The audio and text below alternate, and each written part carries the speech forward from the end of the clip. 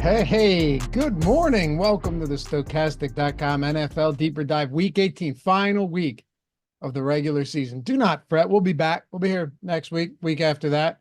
All of those weeks leading up to the Super Bowl and for the Super Bowl as well, obviously. But 13 games. Usually I look at these week 18 slates and it's just a mess. Oftentimes you got 16 games, but we had 2 yesterday. You got 1 tonight. So it is the same thing as last week as far as games go. The only difference, joined by Ben Ross, as always, I'm Dave Loughren, is a lot of teams this week not playing starters. Some of these starters may be out there, Ben, but you don't know if they're going to play. Like yesterday with Baltimore, right? You just saw a crazy mixture of whatever with some of the starters out there, but none of them were necessary, right? Like Isaiah Likely had a 27-yard touchdown, but for the most part, a lot of those guys weren't necessary, despite seeing some opportunities. Today, you're going to see certain teams just essentially pull everybody early. Other teams like the Lions saying they're going to play guys, but you're talking about a 3.5, 4-point favorite. So how long does that last? We'll work through all of it, man, but I'm actually very excited for this slate. I do think there are some great spots to target, and there's a few I'm going to tell you out of the gate, a few hills that I'm going to be willing to die on, so to speak, going into this week 18 crazy slate that we've got on our hands. Yeah, it's a little bit of everything. It's manageable. I think that's step one. There's no doubt about it. And we're gonna see. We're gonna talk about that. We're gonna use the information we have from the betting lines to the markets to figure out and try to infer, because teams can play without playing. I think Baltimore was a good example of that. Like Baltimore they played hard, but it was very difficult to mine value from them. And I think there's a handful of teams like that from San Francisco on down. So we'll get into it. And then there's on the other side. I mean, I know the Bills and the Dolphins aren't on this slate for DraftKings, but you've got some teams where motivation is not even a remote question. It's all in, win and you're in, lose and you're out. And that makes it easier because we know they're going to do everything in their power to make sure they get over the hump today. Why did FanDuel include the primetime Yeah, game on the main slate? I Why don't know. would they do that? I don't know. I don't know why they do a lot of things. I will say that's going to be a fantastic game. I'm not sure I've been more excited for a game this entire year. It's an awesome game. It's just you don't need to add that. No, definitely not. I can't wait to see it. We can talk about it towards the end. Jordan, if you don't mind too, on another tab, run the FanDuel Sims as well for us, so we can throw that up on the screen. Obviously that throws a wrinkle into all of this because you've got guys like Tyreek Hill, Stephon Diggs, Josh Allen, Tua Tagovailoa. I mean, that it makes a massive difference. It does. On DraftKings, they didn't include it. I'm not sure why you would, but whatever. Here we are. Fun slate to talk about. I will, guys, I'll say this before we dive into it. We on the Sims show on Friday, Greg and I had a lot of questions about, like, should I not play teams that are out of it? No, you absolutely can. Like, a lot of these teams are still going to be playing, right? If you're talking about draft order, getting the number 1 overall pick, number 1 overall pick's been locked up. The Chicago Bears are free rolling on this one. Sure, if they win, they lose some equity in that draft pick going for their own pick. But I have zero doubt that they're trying to win a game like this as a spoiler going into Lambeau Field against the Packers. The Lions did it last year, right? But when you're talking about teams like the Raiders, the Giants, like I said, the Bears, so many of these teams, they're still playing. So I don't know about you, Ben, but the teams that I'm looking at is like, all right, these could be stay away spots. You want to talk about New England and the Jets. They're playing their starters, but you have a 29-point total. 29-point total. It's Yeah, that's crazy bad. with the starters. But like there's spots that we're going to be a little bit gun shy on because you are like, you really don't know what's going on. And if you do, or if you have a guess, the assumption would be like, hey, these guys might be out there, but they only play a little bit, very limited snaps. The quarterbacks are already not starting and you've got backups. Those are the spots that I'm most hesitant to go and touch anything there. Same. I think we see that the same way. I don't, if a team's been eliminated for quite a while, I think it's nothing changes. I worry about teams that have had a change in opportunity one way or the other. And we saw that a little with Baltimore yesterday, where there were guys out there, some key guys, but they weren't out there where usage, you'd have to live so well on efficiency. And that was on a 2-game slate. This is 13 games. So like you really don't need to force any of that in unless you have a line on something. And for me, I can tell you most of those pieces will be few and far between from teams that are just very unknown in terms of how much their big guys are playing. Billy Phantom said, "Hey guys, will you please go over some spots on the Sims where we might want to dock some chalk pieces like Kirk if he plays? Thanks. Good luck today. You too, man." So the Sims will do that itself, but yeah, look, honestly, if Christian Kirk does play and he ends up being super chalky, knowing that Zay Jones is expected to be out there as well, I would personally, I would be pumping the brakes on Christian Kirk. That's just me. I don't know where you're at, Ben. I don't know where everybody else is. But that is a spot to me with Trevor Lawrence clearly still being at less than 100%. If it's a, super chalky 13 game slate Christian Kirk, I'll take my lumps if I'm wrong. Yeah, and again, I don't think it has to be all or nothing. We have him I'm grading not saying out I have 0%. Yeah. Exactly. I just always like to, that gets thrown around a lot. Like, are you fading someone? And it's like, yes, but I might have 12%. But if they're 30% owned, that's a fade. So Kirk's gonna be volatile. He's a piece, not a huge piece for me, and we'll get there for sure. Well, anyway, if you haven't done so yet, very happy to have you guys with us. Take one single second out of your Sunday morning and atone for your sins. For the final main slate's deeper dive of the season, hit that thumbs up, subscribe to the channel, help us get to 100K. What's reasonable today, Ben? It's a weird slate. Some people get spooked by this. Some people, I don't know why, get spooked by these 13 game slates. I would recommend not being spooked by these because every slate is crazy in the NFL. 9 games, 10 games, 13 games, whatever. But people get a little bit spooked. They decide they don't want to play. So I don't know how many people will have watching today. But as Steve McGee said, let's run it up. Let's run it up. Let's do what we can. I'm not even going to make a prediction early in the show. We'll revisit it. But yeah, if you're here with us today, week 18, if you've been with us all year, one last ride with the fellas for the regular season. Let's see what we can do. I got 25 likes on my screen. I have a feeling it's because I haven't refreshed. I hope we get over that. Yeah, we're over 200. Okay, well, see, I'm going to keep it at 25, and then I'll periodically refresh. Anyway, appreciate you guys. We will run this up. We'll hit the number. It helps us. Otherwise, we would never even ask. Appreciate it. All right, let's do it. Tampa Bay, Carolina. Like I said, there are a few spots I really like this week. Tampa's not one of my favorites, but I don't want to sleep on this team either. And no, I don't care about the Baker Mayfield incentives. Yes, he has like upwards of $3 million that he can hit in incentives today, Ben. But I'd feel so much more inclined to factor that in if they didn't actually need to win this game. They need to win the game. So who cares what else is on the line? They're 3.5-point favorites, which to me was a little bit surprising. I thought it was at 5. It's moved down to 3.5. Carolina's a team that, just straight dead.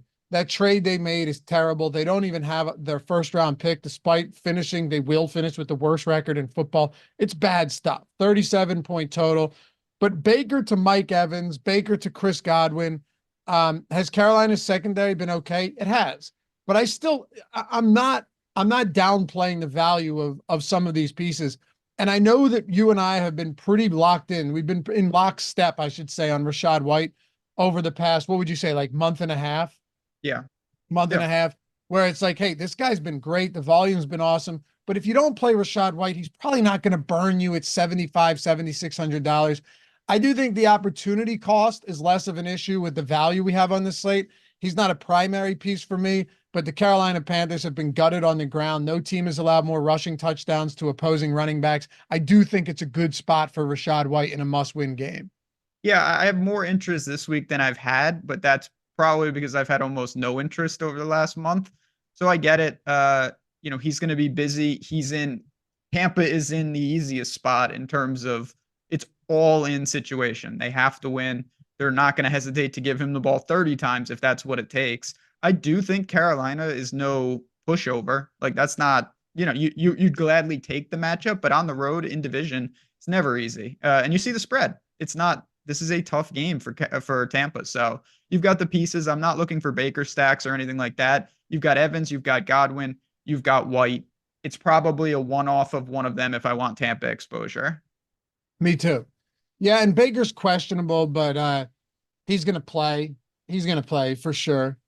Hasn't he been questionable leading up to a lot of these games? Yeah, since like 2019. He's one of those. Yeah. He's in the Trevor Lawrence bucket. Like Baker, at least twice a game, you're like, oh boy, that's it for him. Like he tore a ligament, he broke a shoulder, and then he's just back. He's a tough dude.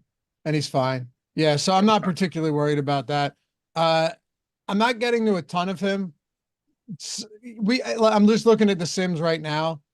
There are some spots I'm getting a decent amount of, Jalen Hurts being one of them. We'll get there because Eric and I vehemently disagreed on this spot earlier in the week. Because the Jalen Hurts to AJ Brown spot with no Devontae Smith and Dallas Goedert to me is wildly appealing this week, despite how bad they've been, despite all the shit I've talked on the Eagles over the past, really the whole season, saying they were a paper tiger.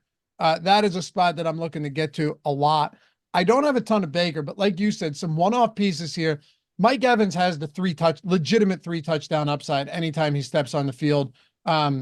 Chris Godwin is hit or miss, but it's really a two-man show in that passing game. And then it's Rachaad White. So whether you love him or not, and it is a low total, I think you never want to just write off the Bucs because outside of like, you want to say K-Dot and sure, but really we would agree. This is a 3-man show in Tampa almost every week. Yep. And I think the Sims confirm that. We got it right on the screen so you can get a kind of an image of what we're looking at. You've got White and you've got Evans, and neither of them are jumping off the page, but 13 games, they're popping up. And I think that's the extent of it for me. Yep, me too. On the other side with Carolina, it's really difficult for me to get anything of significance. I don't know. Yes, they're only 3.5-point dogs at home. I get that, but running back is so loaded this week. I love the mid-range. There's value out there. There's nothing really at the top with Kyren Williams not expected to play and Christian McCaffrey already out. There's nothing all the way at the top, but I don't think there needs to be. And then you've got guys like CeeDee Lamb, AJ Brown, some really great wide receiver options this week as well. A couple pay up options at quarterback.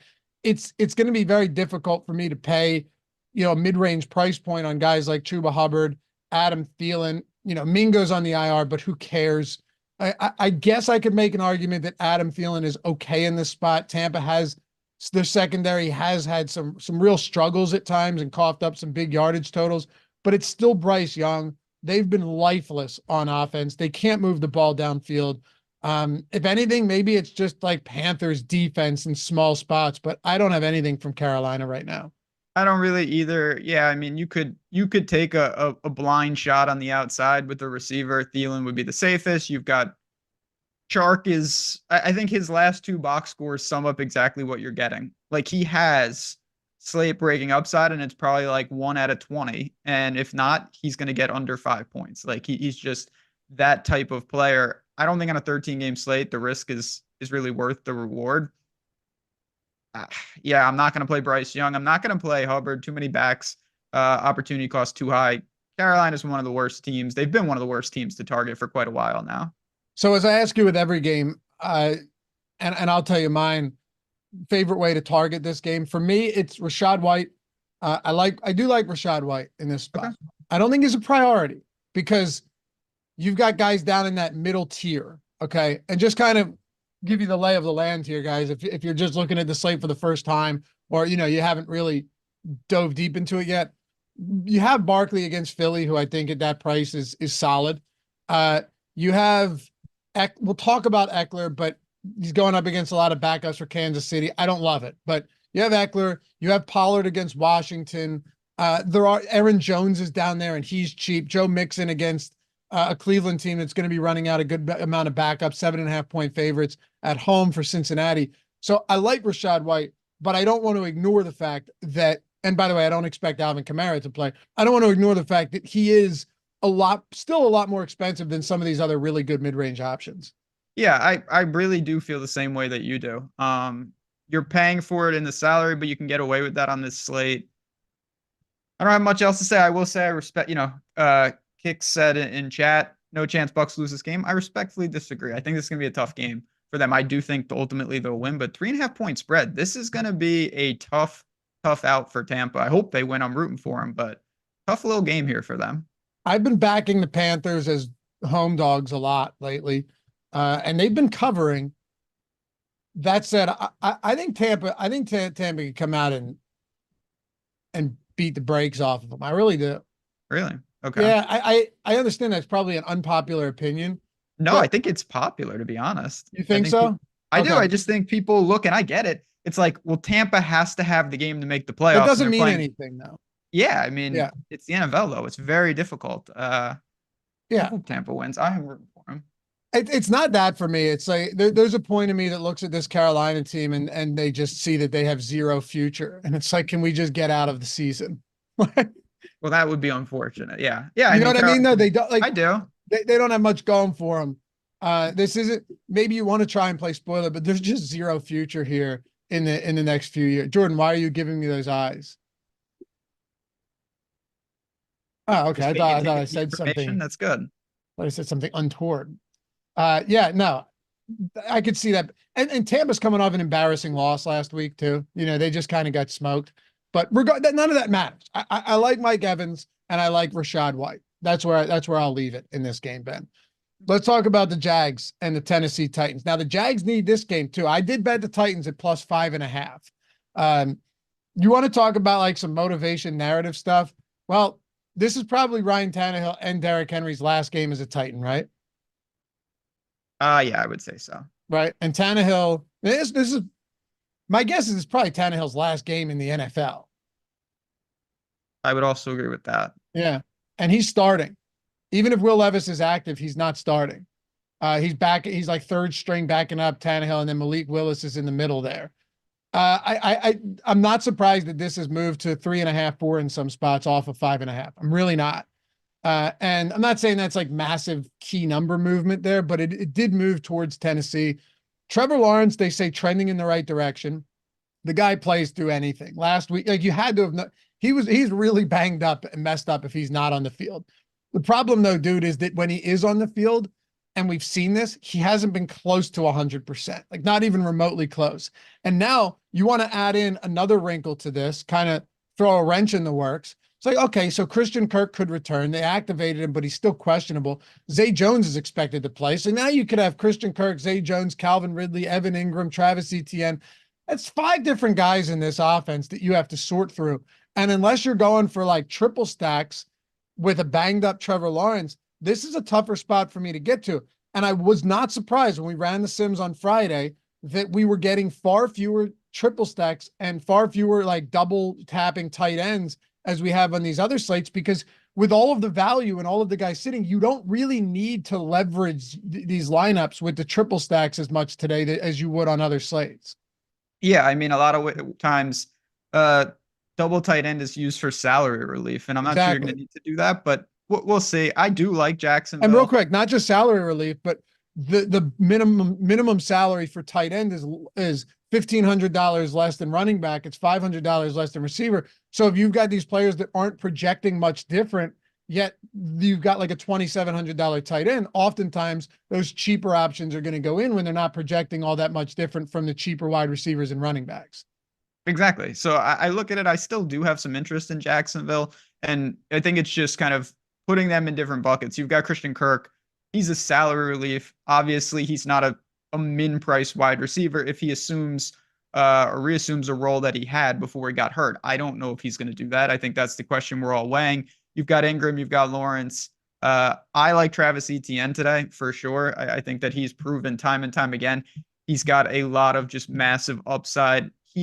I would hope in a game like this, we'll push for maybe a little more work. I've been kind of disappointed at times. Like I thought he would steadily be maybe more in like the Rashad White bucket of like 20 to 25 touches, not 15 to 20 like we've seen, but he makes good with it. He obviously has touchdown equity. He was great last week. They're going to need him to be great today. So I have some interest in the Jags. I may even get to a Lawrence +2.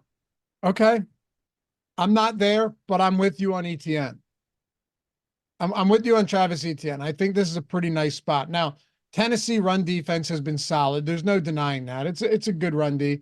But at the same time, when you lose a guy like Simmons in the middle of that defensive line, that makes a huge difference, right? You lose Jeffrey Simmons, that's a big deal. They've got some injuries on that D line, and that's not helpful at all. So I'm not saying that this is, just a paper mache defense that's going to give up 200 rushing yards.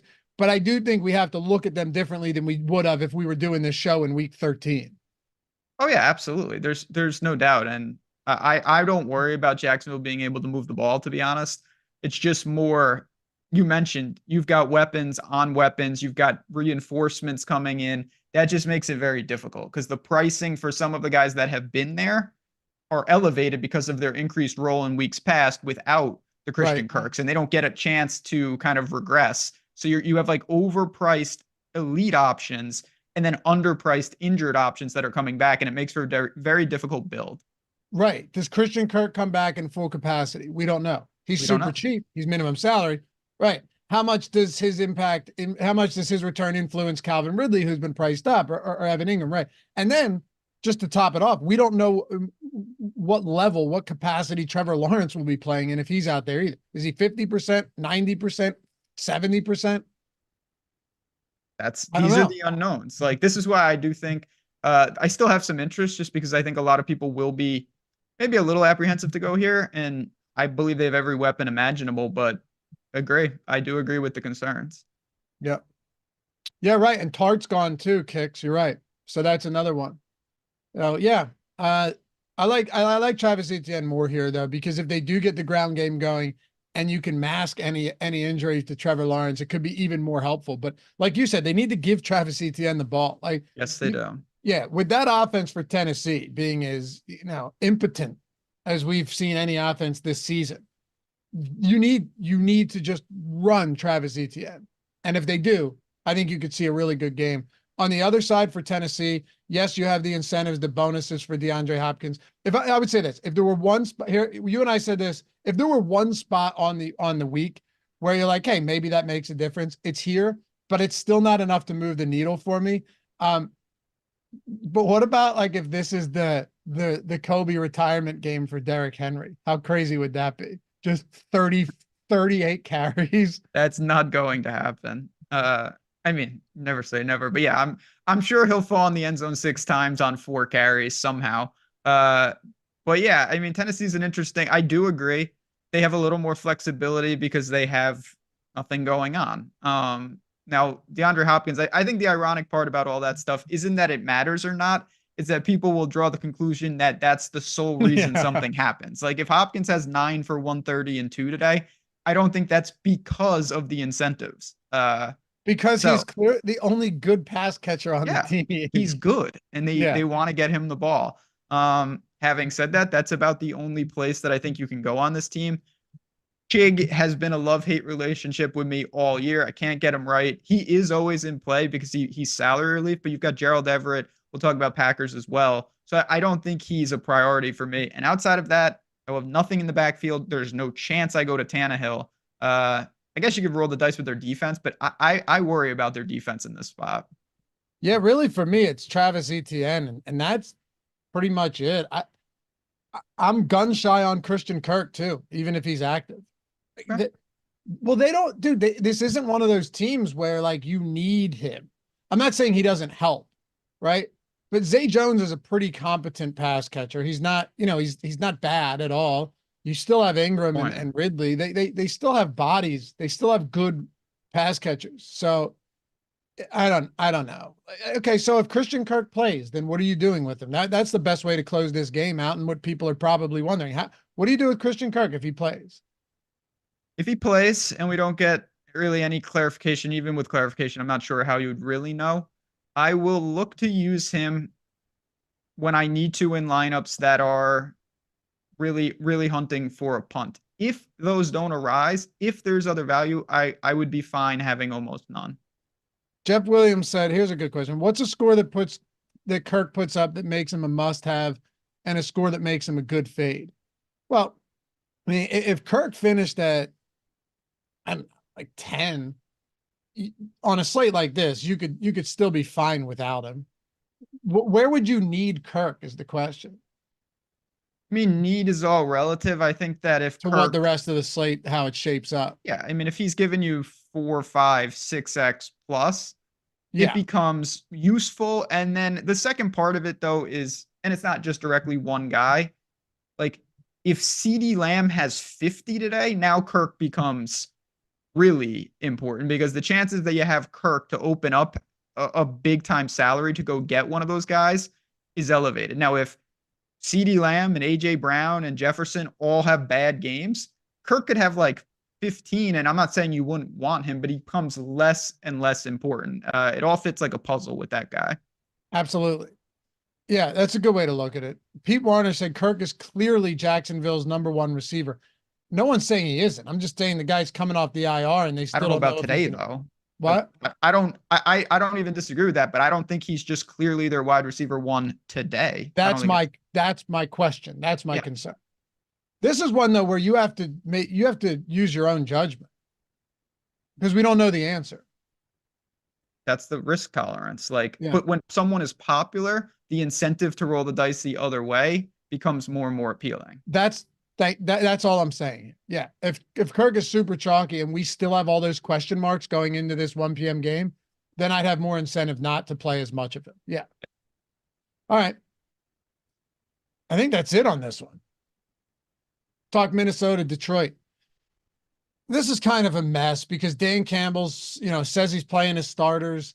I don't know. I do not know how long these starters, is it going to be the whole game? Let me ask you this question to set the table. If you were looking at this game and you knew nothing, right?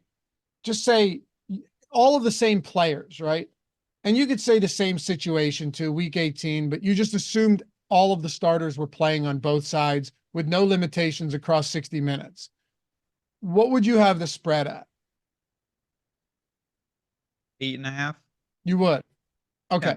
Yeah, I was going to say 7.5. It's at 4. Yeah. So what does that tell you? Is it a mean, hedge from the books, or is this like we anticipate these guys playing a half of football or whatever? Probably a little of both. Probably A, me being too aggressive with Detroit at home. But B, I think it's just there's a gray area. I think we all view it more as like, are they sitting them or are they playing? It's like, well, maybe they play a little. Maybe they're a little more conservative.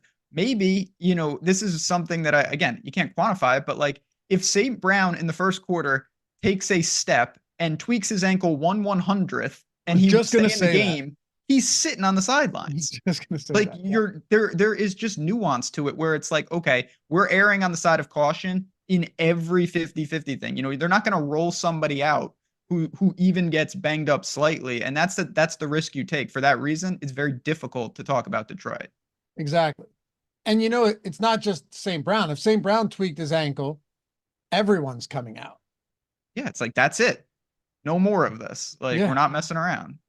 It's funny. I saw some in an article and they put it, they put it pretty succinct. Like it was a really good point. They go, you could rest guys at the wrong time and it ends up potentially biting you. You'll never know for sure that was the reason, but like San Francisco or Baltimore resting starters and then having a bye week, right? Having a long layoff going into the divisional round, whoever they face.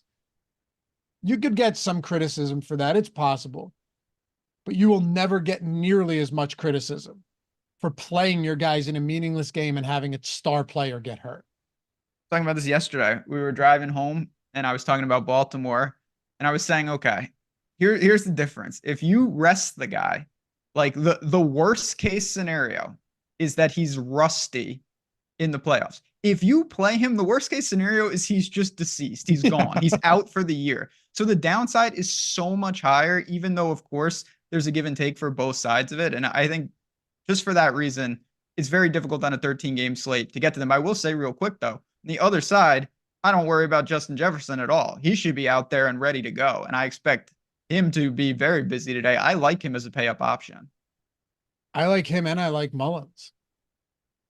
Yeah, they screwed up last week. Oh, that's something that we talked about that on the first look show. The Goblin of the Week was that was Kevin O'Connell. Yeah, who again, I actually like him as a coach, but that was just a mistake. Should have started Mullins. We saw that. I'm glad that he saw that. That's an interesting stack. I just my question to you is, if you entertain that, are you just going skinny or are you going to throw a second Viking in? So that's the thing. Okay, a lot of times we're looking for the correlation on these slates, where you have like the doubles or more specifically the triples, because if there's not a lot of value out there, you just need to find ways to rack up fantasy points with these cheaper guys. And, what's the easiest path to get there when all of these guys aren't projected very well? It's to get like a mega nuclear pop-off game for an offense, right? You know what I mean? Yeah. That's the way to do it. Whereas a lot of these guys, you're not playing as one-offs, you're playing them as an attachment to a stack, and you're hoping they put up 40 points. I don't think it's as necessary on this slate. So I think the singles are fine. Now, do I hate Justin Jefferson with Jordan Addison? Now that, of course, TJ Hawkinson's done for the year. He's out with a pretty awful injury. So I don't hate it. But do I have any issues, even with a non-mobile quarter, like not a Jalen Hurts or Lamar Jackson rushing quarterback and Nick Mullins, going Mullins and Jefferson? No, because there's so many other pretty nicely projected guys that are super cheap that I'm not too worried about having the double or a triple stack with Mullins this week. Yeah, and I see it. So you can look there, and I'll just say real quick again, got so many tools and so many things that go in, but on the other side, Odd Chopper gives me a great data point here. Justin Jefferson's props are pushing 100 yards receiving. So clearly the books, they're not too worried about this. They think he's going to be absolutely active.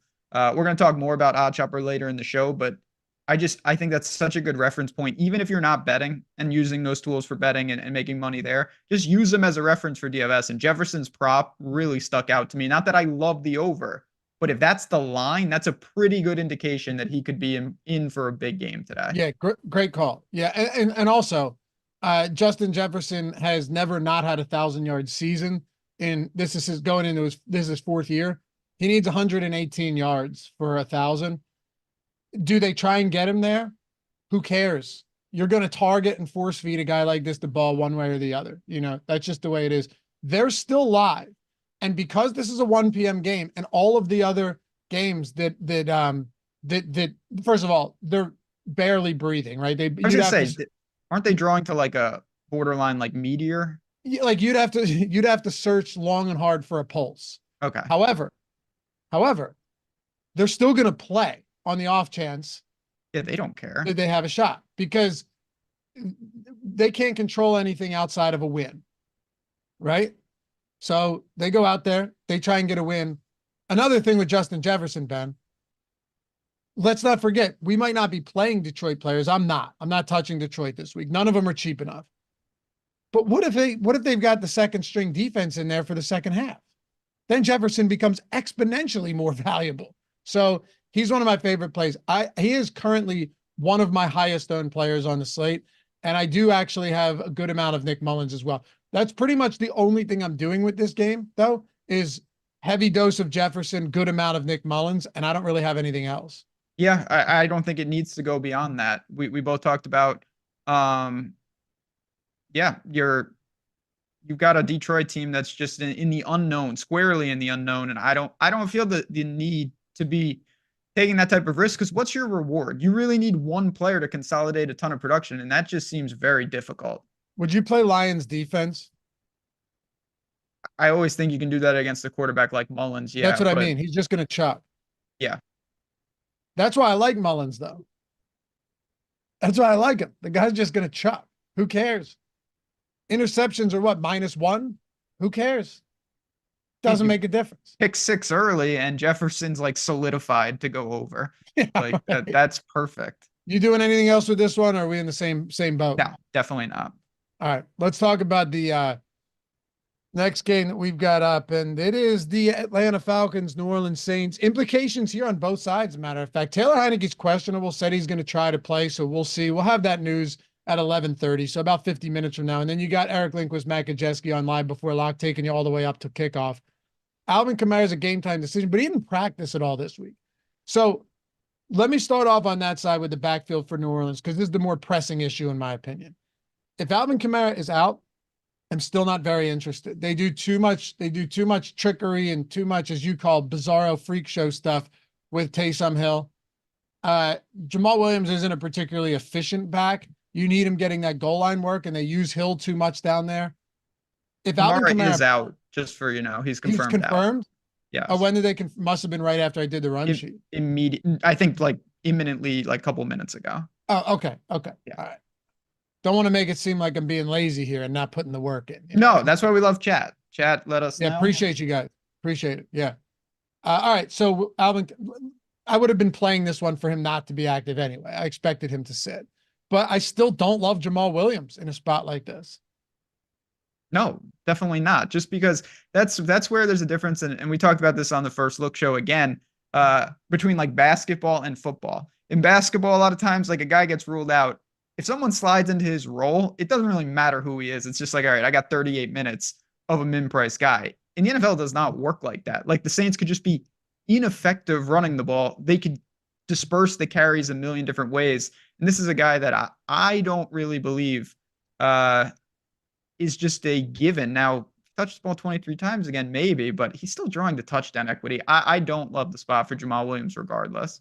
And the funny thing is, like, the closest proxy for your basketball example would be the running back position, but not when you're on the Saints.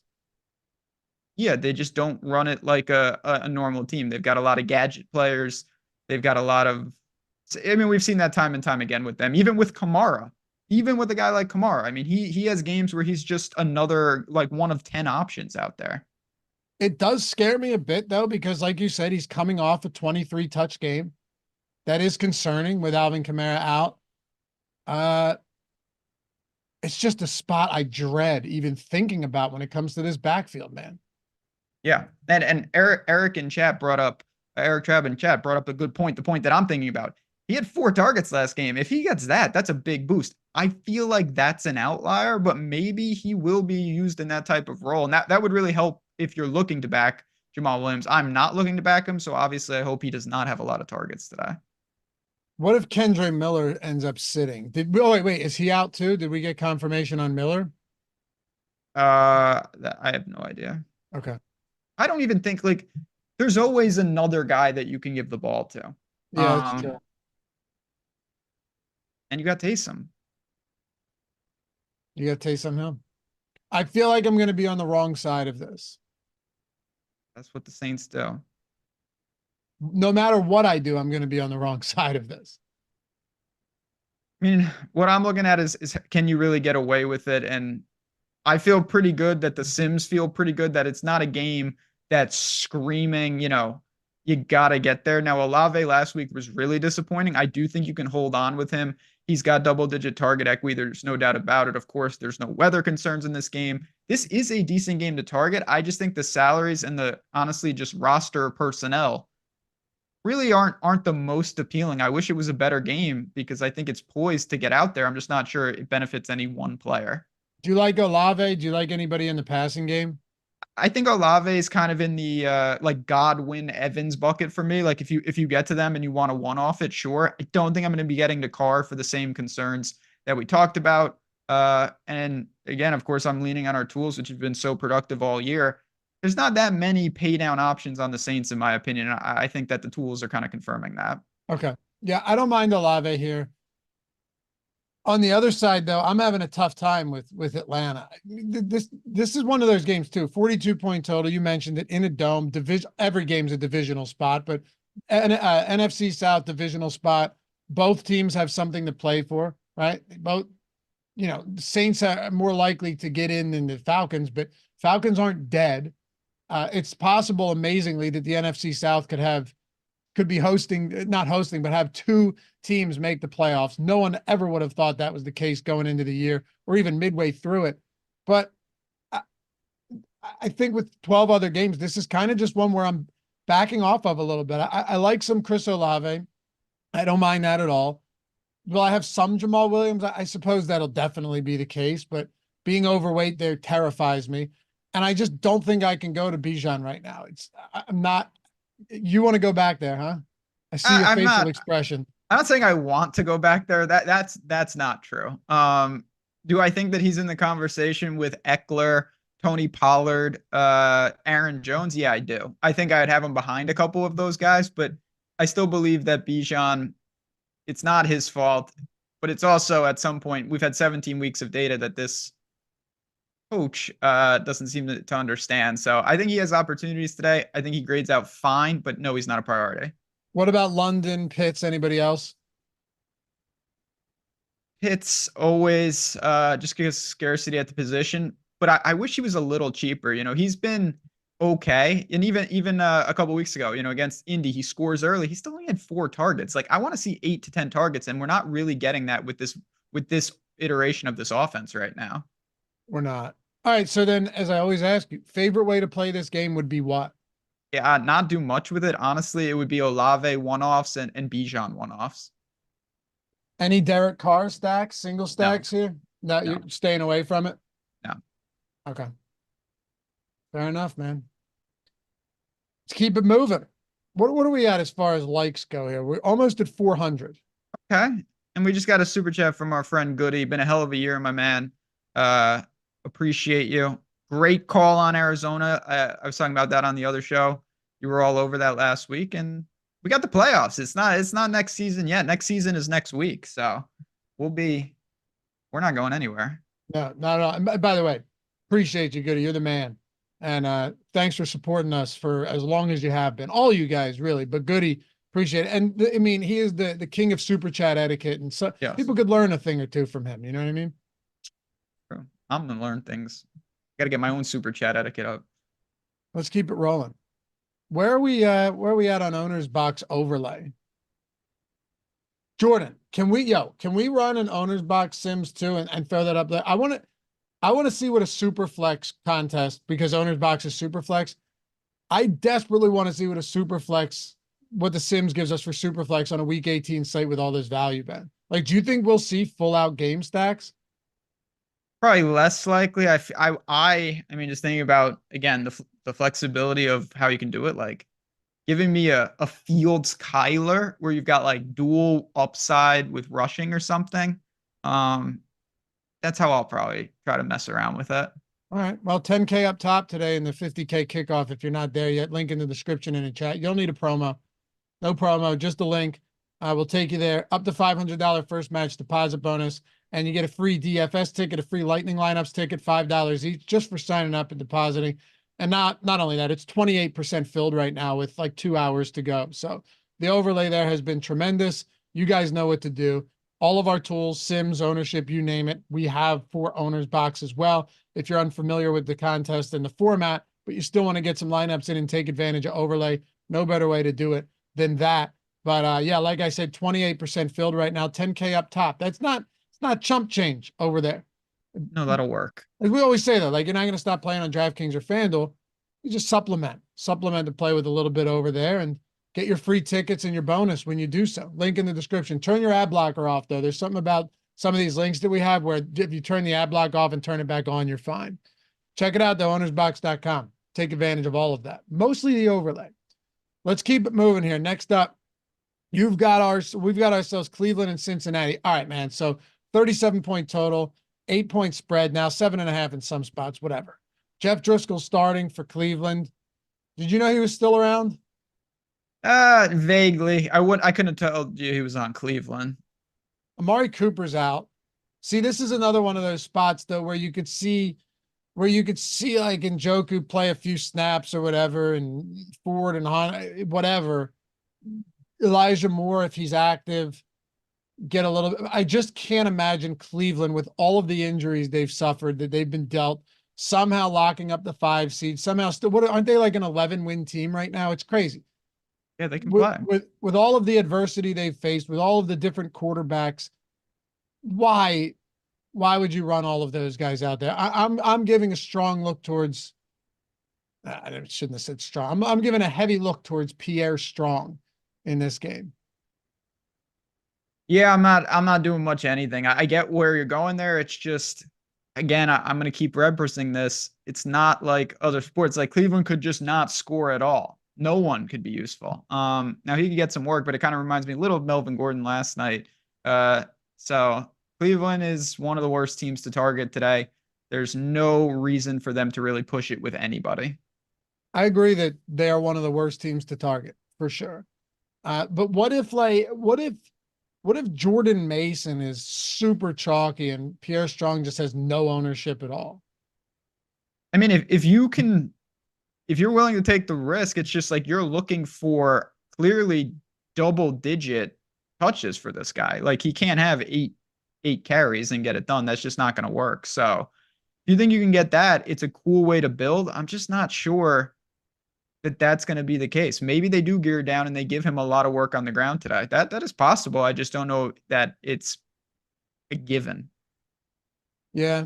And the other problem, not just with Pierre Strong, but with, Mason as well, and all of these guys. Look at the Baltimore game plan yesterday. What was the backfield split there? That's what I mean. Like it was a Gus Edwards had 10 carries, Huntley had 8, Melvin Gordon had 7, Justice Hill didn't play. But then to your point, they only scored 1 touchdown. Yeah, that makes it right? tough for anyone to get there. It does. Makes it real tough. So you mostly out on Cleveland? I am. I think it's just a team that I can let go by the wayside today. Let me see if I just want to see if my Sims run has given me any Cleveland. I have not run an updated one, but I ran it this morning and I didn't get much at Cleveland. I'm getting a very little amount of Pierre Strong. And it makes sense. If there was one guy in this offense that I would go to, it would be Pierre Strong, because if there was one guy that could capitalize on all of these guys out, it would be him. But as you mentioned, we don't know if he will. So I'll sprinkle him. I'll sprinkle in some Pierre Strong. We'll see what happens. On the Cincinnati side, how about this though? T. Higgins, we've been saying this all week. Very unlikely that he was ever going to play. He was essentially just a decoy last week. He's clearly not healthy. So he's doubtful unless he's been ruled out during the show, but I can't imagine he's going to play. If he does, I would be pretty shocked, Ben. Yeah, it wouldn't make a lot of sense. They have nothing going on. Nothing at all. So now in this case, Joe Mixon against a completely watered down Cleveland defense. Jamar Chase with T. Higgins likely being out. Jake Browning, of course. I mean, the Jamar Chase and the Joe Mixon spots, given the scenario at home, closing out the season without T. Higgins, I can't say I'm uninterested in those guys.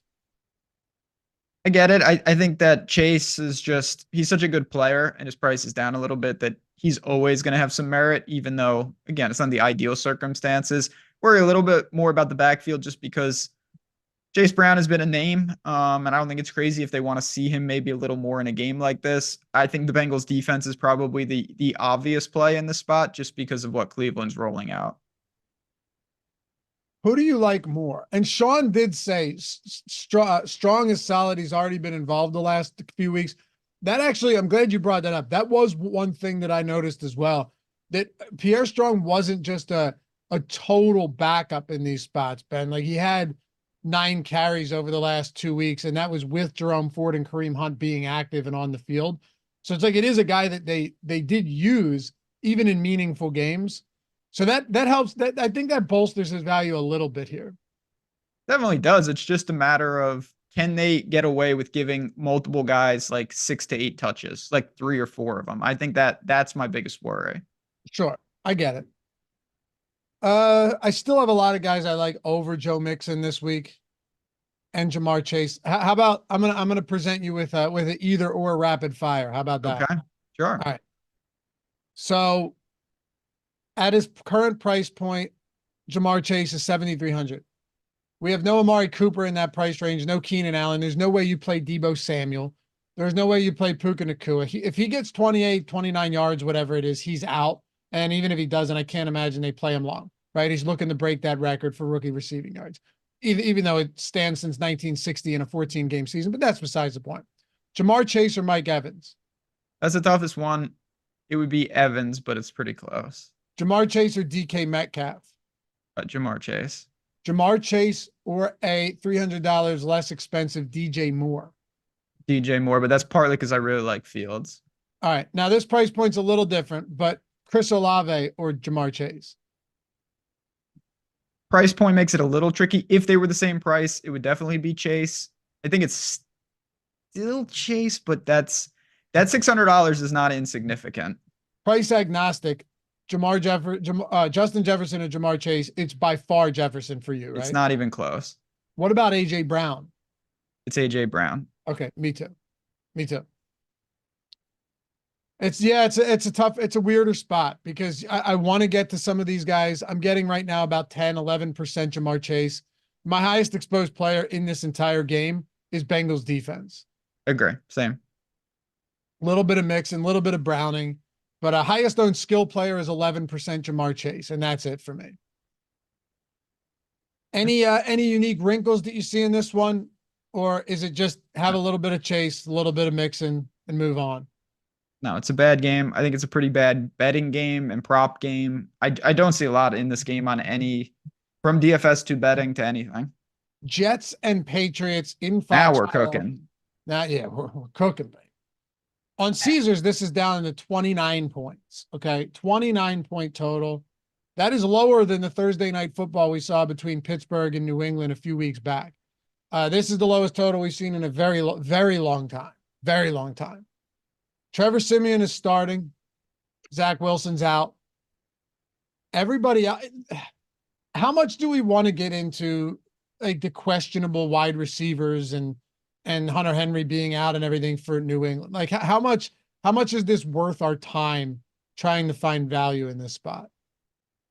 Not to me. Again, 13 games. If they were playing on Saturday, we would be forced to look to some of these situations, but I'm not sure where the payoff is in the classic. I've used it almost every week. There's a chance that no one is valuable. So that's bad to begin with. Even if someone's valuable, good luck picking amongst like the 5 guys that could be valuable on these teams. Like I don't know why you'd really want to venture into those waters unless you're seeing something where you say, okay, the upside's immense, it's low ownership, and I think this guy is really going to get the opportunities. I don't see it that way. This is supposed to be an ugly game, and I think it plays like that. The Jets have an implied total of 13.5. The Patriots are at 15.5. Yeah. Does that seem wrong? No. Like, that's what I mean. And the Patriots, look, as bad as this team is, their defense has not been bad. Their defense doesn't lay down on any given week. Neither did the Jets. Right. Right. I mean, the way I see it is how costly are these defenses? That's what I want to know. They're up there. I think they're like mid 3s, 36 and 37. I still think on a slate like this where we will have some value that it's pretty viable. I mean, those would be my 2 favorite spots. Honestly, it would be defense on both sides. I get it. I mean, there's just nothing to say here. I'm not looking to force in some.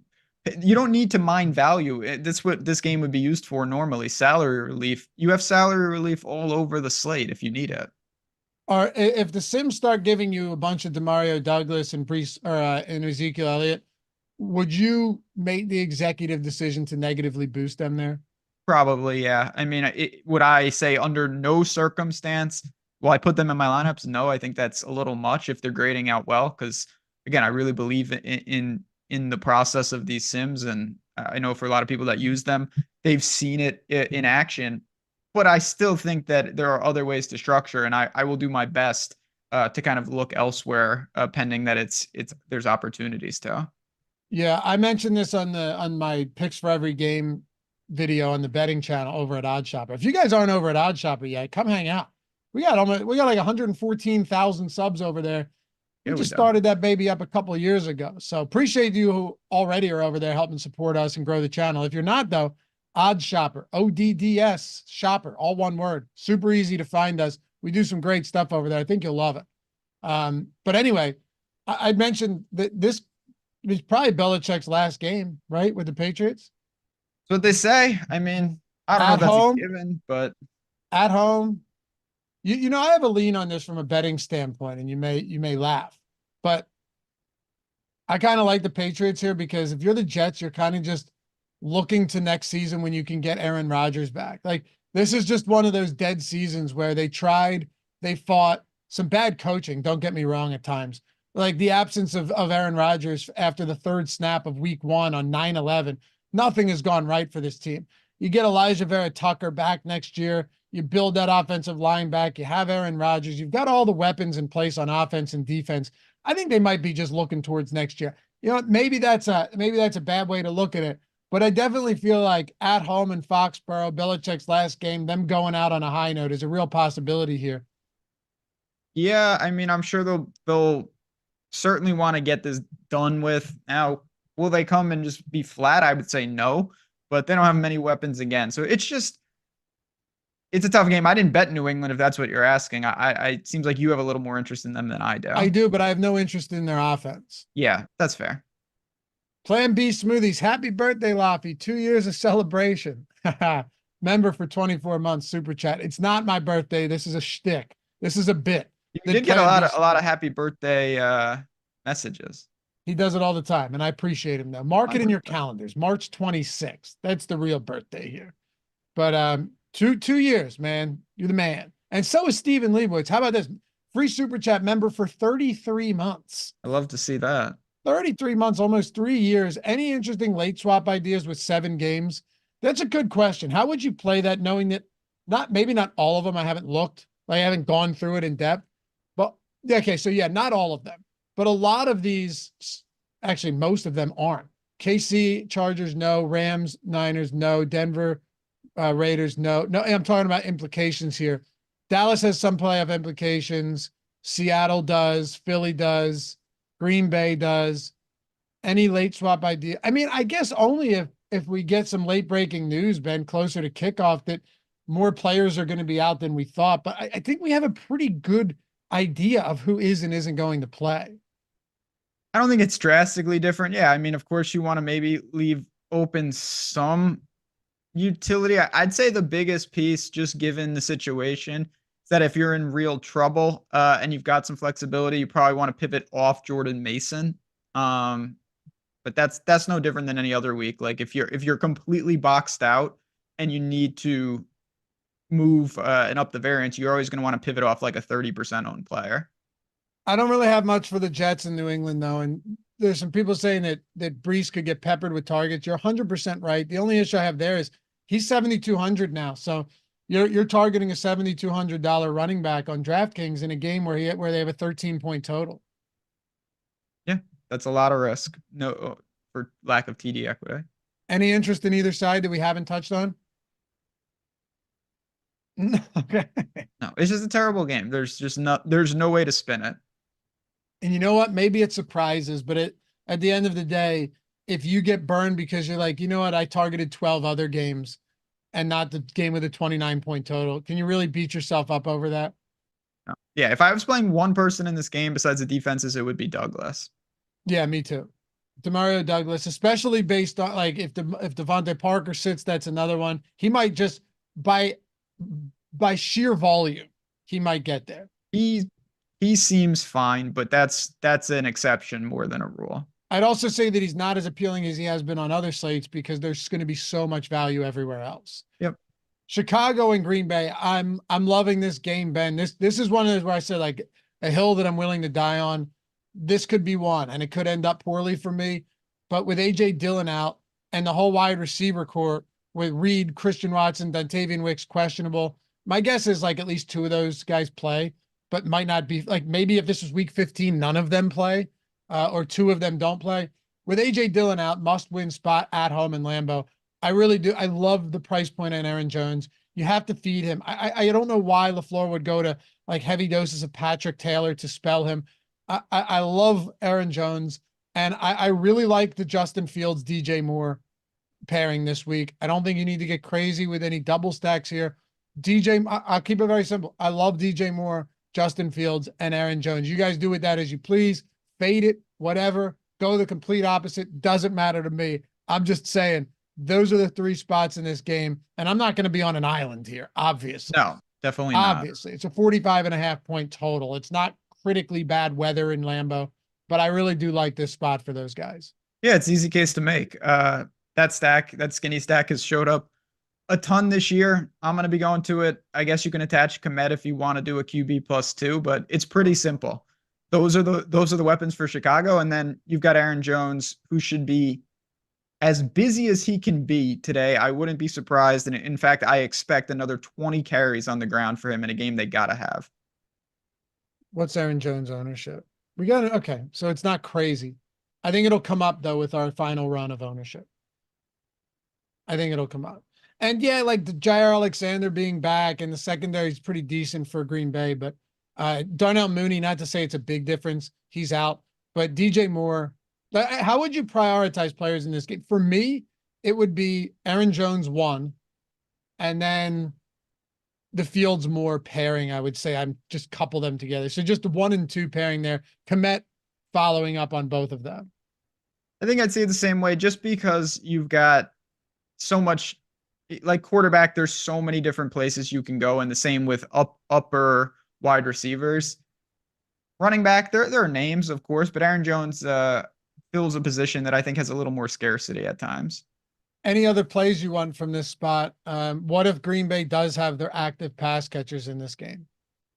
Yeah, I mean, I guess you could go against the grain. It's just very difficult that echoes Jacksonville. Like, who's okay, who's playing, but not 100%. I don't know how you really know that. And you've got 4 or 5 names that all stand out, including now, the tight ends it's just really difficult with Green Bay. I honestly think it's analogous to Jacksonville, and that's a scary situation.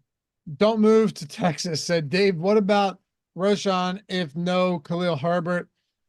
Herbert's expected to play, so I don't think that's a big issue there. Herbert's expected to play. I'm not putting much thought into that, Ben. With Fields, I'm not looking to mess around with other. I know Herbert's had some games here, but I'm keeping it to Fields and more. Okay. Shout out to you guys. 527 likes. There we go. Over 3,000 people hanging out.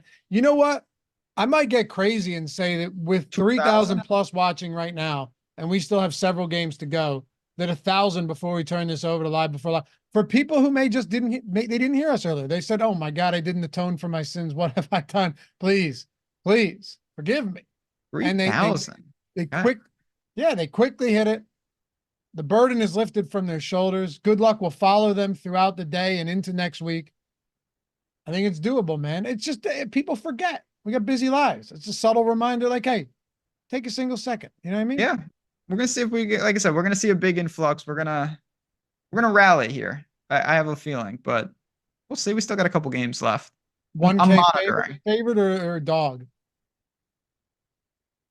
We're a dog to get to 2,000. Hey, it's just we got over 3,000. If everyone just sign, honestly, we should really try to do that one time. Maybe that time is right now. Like, do what? Everybody at the same time. Just how big of a jump could we make? Like, everyone in like 5 seconds hit the like button. So we should break it.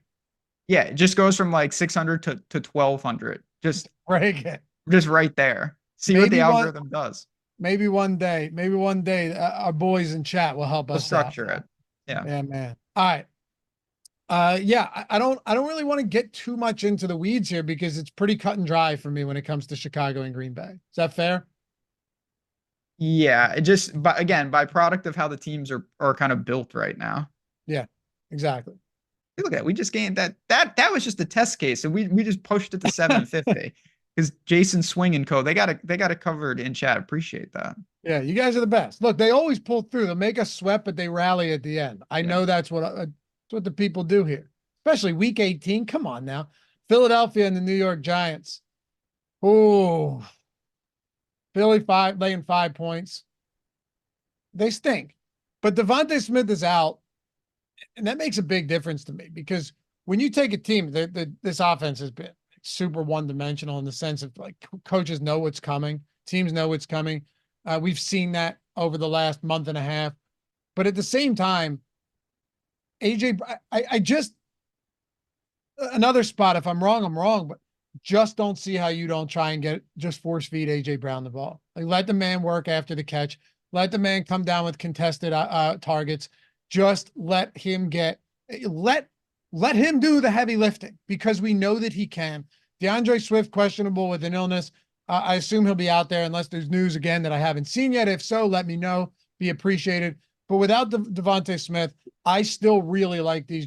And look, do I expect Julio Jones to have 2 more touchdowns on 2 receptions this week? No. If it does, you might not ever see me again. But take that as you will. But with Devontae Smith sideline, I can't help it, man. As bad of a team as this is, as much as they've struggled, they still put up 30 points or whatever it was last week. Like, they still score points. They still can score. Hurts, Brown, specifically, and then I'll have some Goddard as well. I'm not backing off Philly in week 18 unless we get word that Nick Sirianni is like, yeah, no, we might just kind of go easy on these guys. That's my only concern. If he like waves the white flag. It's like, well, Dallas isn't losing to the Commanders, but I'm not there yet.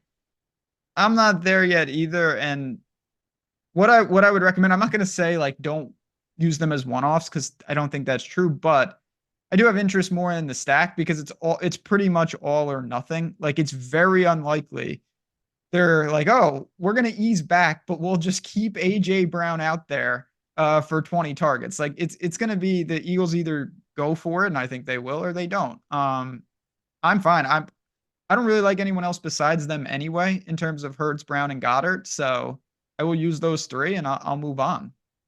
Not going to Swift. That's my only change. I don't really like Swift this week. And he's dealing with the illness. Like, yeah, I'm off of that too. But Hurts and AJ Brown could be one of my highest owned stacks. Okay. Right now, through all of the games we've talked about, what would your highest exposed team be? It would either be well, my favorite is Chicago, but it's the skinny stack. And I think if you're talking +2, it would be Jacksonville. Okay. Man, you're a glutton for punishment. I always just love the way that team's constructed. But honestly, this is a week, and you mentioned this, I'm not in love with and again, I will lean on the tools. I can't stress enough. If you are new and you haven't gotten in and you've seen it all year, whether you're talking about the Sims or just lineup generator, the packages link in the description, man. Still a ton of football to go. So much to go. And we've seen so many people in Discord sign up recently. I just look at my lineups and I have more interest in a QB +1 than I normally do. Like I don't like the QB +3s today just because there's so much unknown. I said it at the top of the show as well. We both did. Yeah. And when I saw that I was getting most of that from the Sims, it made me like, okay, I'm looking at my Sims results. By the way, if you guys ever want to join for a week or a month, link in the description and in chat for Sims. Don't forget, we're going to have Saturday, Sunday, and Monday football next week for the wild card round. So there's a ton of football left. And the showdown Sims tool has been just lethal, man. Absolutely crushing. I'm scrolling down though. And Jordan, go to lineups and start scrolling. See where your first QB +3 is. All right, Ben, my first QB +3 lineup is probably 70 lineups down. Yeah, that's atypical. Yeah. And also not getting much at all double tap of the tight end position because you don't really need it this week. Yeah. Like Christian Kirk is serving as the second tight end in a lot of lineups. Yeah. And if you guys ever have any questions too, about the Sims, about any of our tools, because with these packages, you get everything. You get the Discord, ownership, player projections, lineup generator. You can do lineup generator on its own too, at a cheaper cost. It's a great tool. If you're getting in, if you're getting in and you're still playing some lower stakes, great tool that's down there. But if you ever have any questions, my DMs are open, and Greg has done some amazing tutorials right here. You can find it in playlists on our channel where you find like the Sims one that's about 30 minutes long with him and Steve Buzzard. I watched that when the tool first came out.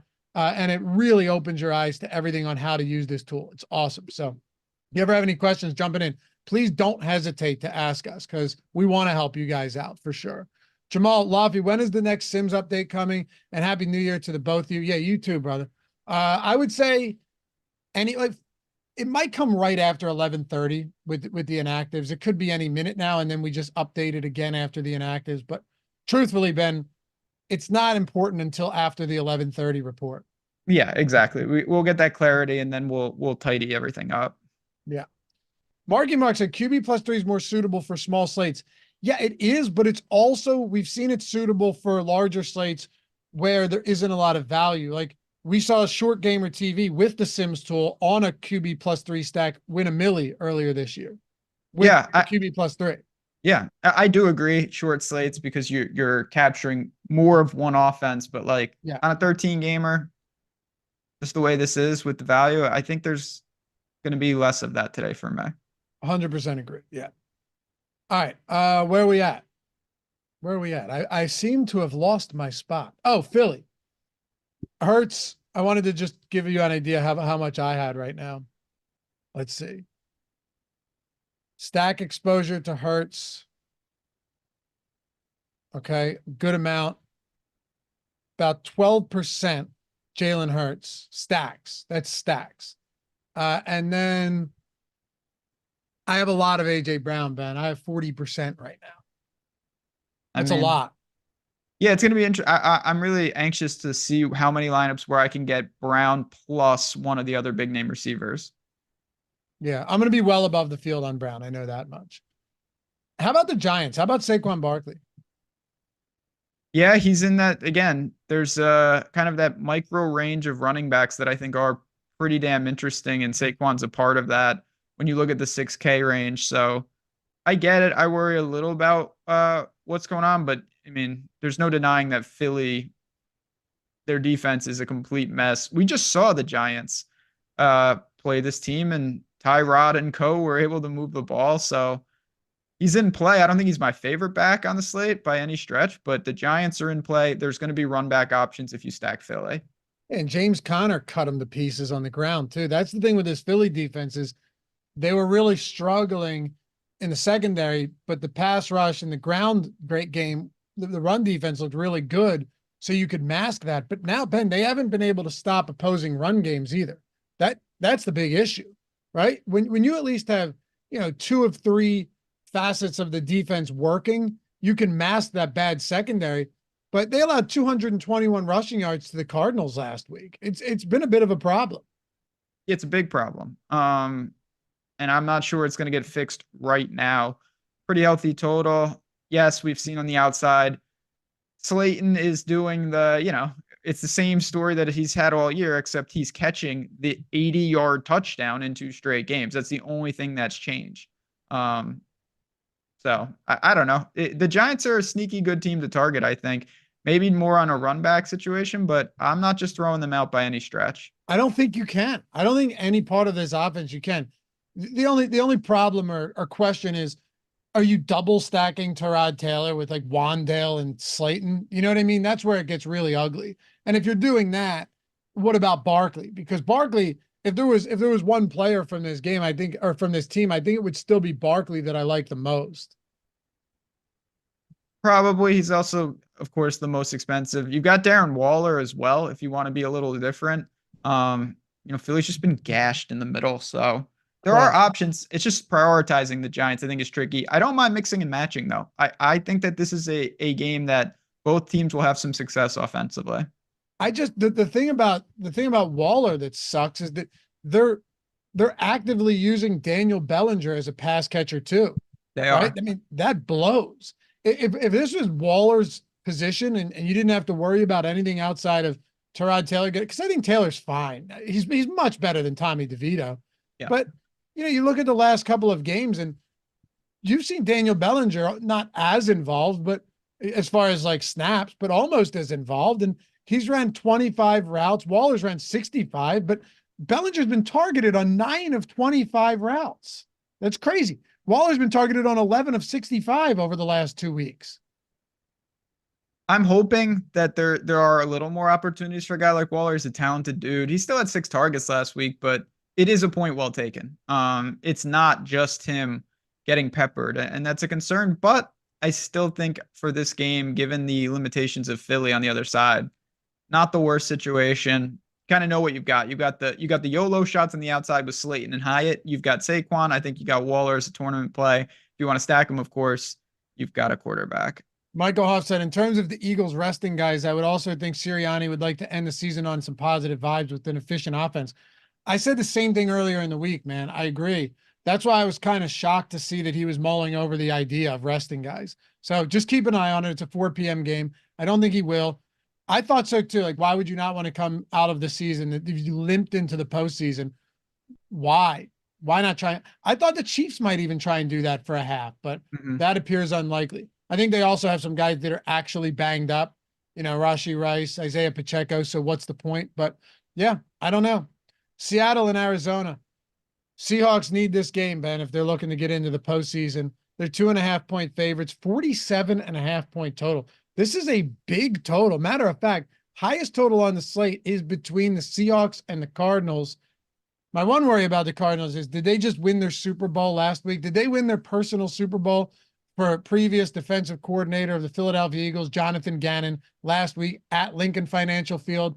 Was that it? Are they hanging it up, or do you think they fight today? Because it's only 2.5 points. Yeah, I do think they fight today. I don't really worry about that. This is a good game to target. Clearly, it's a healthy total. You know what teams are going to do. Like, there's no reason for these teams personnel wise to change up, and you've got ample weapons on both sides. So, this one, along with Green Bay and Chicago, and Minnesota and various reasons, I think are going to be some of the most popular games of the slate. All right. Well, with that in mind, Seahawks, Cardinals. I mean, Seahawks, you got Geno. I think he's a pretty damn good target today. It's a little tricky because what does that mean? He's got too many weapons. He's another one. You've got the impossible Lockett and Metcalf. You've got JSN. I think it's on the outside looking in. You've got Noah Fant sub 3K. If you're looking for a paydown option, I think he's an attachment. So I'm not really enamored with the backfield, but I do have some interest in Geno +2, one of the big receivers, and Fant. I'm really not opposed to the Geno stacks here.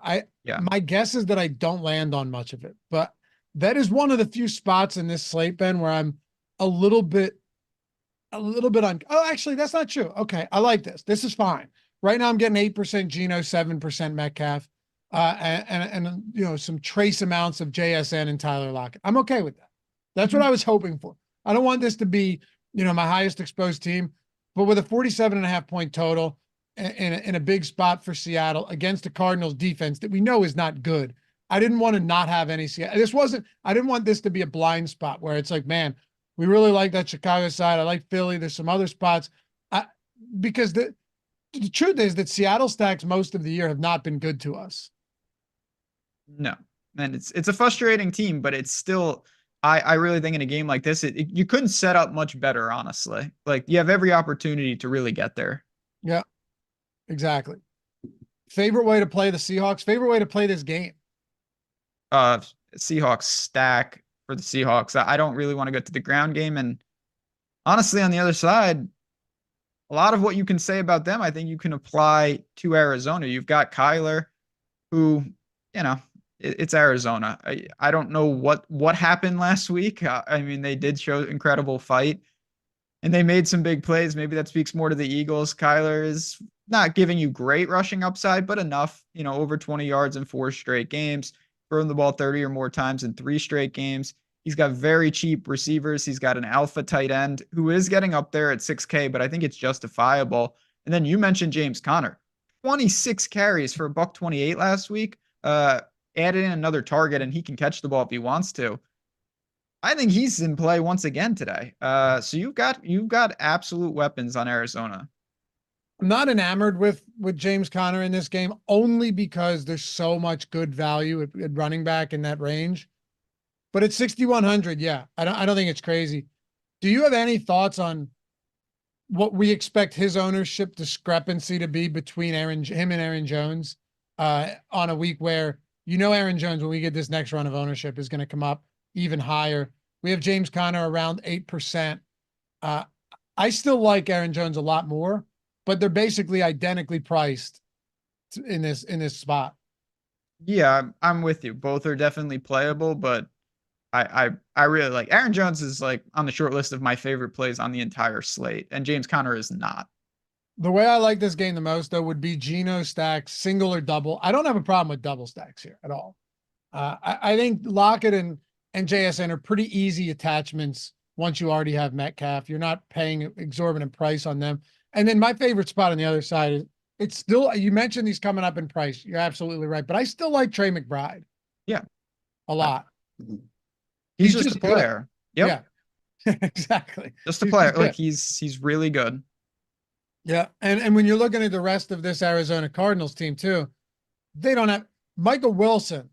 No matter how often they've tried to get him the football, it somehow seems like every time is just a failure upon failure. I know he caught 4 of 6 last week, but he was 0 for 2 on his first 2. He was 0 for 4 targets the week before, 0 for 3 the week before that. He did get in the end zone, but they just don't seem to have a good connection. That's just me looking at this team. They don't seem to have a great. Marcus Brown's on the IR.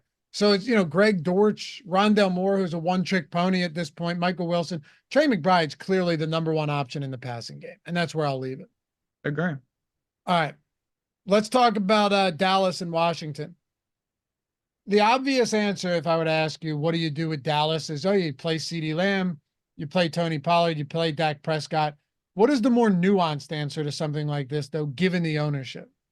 Yeah, I mean, it's not even just given the ownership, it's also given the opportunity costs. Like you're going to allocate, that's going to be your stand. You need Dallas to hang a ton of points, not mess around, because if those guys have good games and AJ Brown and Justin Jefferson and ETN and White have big games, it's not going to matter in a bad way. So with the value that's opened up, you definitely, of course, can go to Dallas. I do find myself seemingly every week trying to justify Tony Pollard, who I think has just had some of the worst touchdown variance you could see. He hasn't had a good year on a lot of different levels. They're not at home where they're crazy effective, but CeeDee Lamb and Pollard are still the spots. One-offs, definitely my preference over the stack. I do not like the Dak stack today. No, No. just an opportunity cost thing. Yeah, I just think that you can get away with not having to go there. And I'm not going to say that Dak doesn't bring you some additional upside, because he does, and he can spread the ball around. But I like my lineups a lot better where I'm taking hopefully a pretty large percentage of Dak's production, or the Cowboys' production rather, and I'm not allocating my lineups to the Cowboys. Would you play Lamb and Pollard in the same lineup with no quarterback? It's real close. You definitely can do it. You're looking at 15-8. Wow. That's a little much. But can the Cowboys score 4 touchdowns and Pollard has 2 and Lamb has 2? Absolutely. Absolutely. That's probably what you're drawing to, though. It is. And do you have any concerns that they pull back? They loosen the reins after or pump the brakes if they're up big time at halftime? Now, granted, in order to be up big at halftime, you still need to score a lot of points, right? And I think people forget about that a lot. But at the same time, if you're CeeDee Lamb, you really need to score a lot of points at that price point. Yeah. Again, there's a difference between like we're giving up, we're just stopping playing, and we're up 13, we're going to run the ball a lot and take 30 seconds and just shorten the game and limit you can do things without just saying, oh, I'm giving up. Yeah. And maybe even run the ball a lot with Rico Dowdle or something. That's what I mean. Like that does nothing for anybody. Right. All right. Yeah, look, I like CeeDee Lamb a lot, but there's just something about this game to me. And I'm not worried that, like, oh, Dallas on the road, none of that matters, right? They're facing Washington. Washington, we've done well targeting the Washington defense all season long. There's no denying that.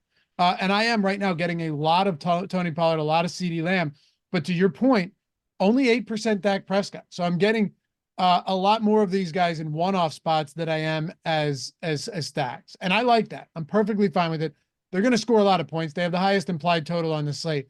In no realm in no universe, I should say, should you be like, oh, you know what? I'm just full fading Dallas. I don't think that's the answer, but would you say there is a tough decision to make for some people, whether you're like, are you going to just full stack Dallas, or are you going to play them as one-offs? I mean, I think that's a tough decision, but to me, the decision is pretty clear, and the tools are confirming that, which is always nice to see when your kind of own inferences line up. Like, I think there's a drop off between the big two in terms of the skill position players and using Dak with them. Okay. I like it. What about Washington? I think I'm just out on. We don't even get Jacoby Brissett. He's the lightning rod for that team. We don't even get. Oh, actually, is Brissett starting? I don't. I'm not playing Washington. Because I saw that it was Hal, but Brissett's healthy, but I think Hal's still starting. Yeah, he is. Howell is starting.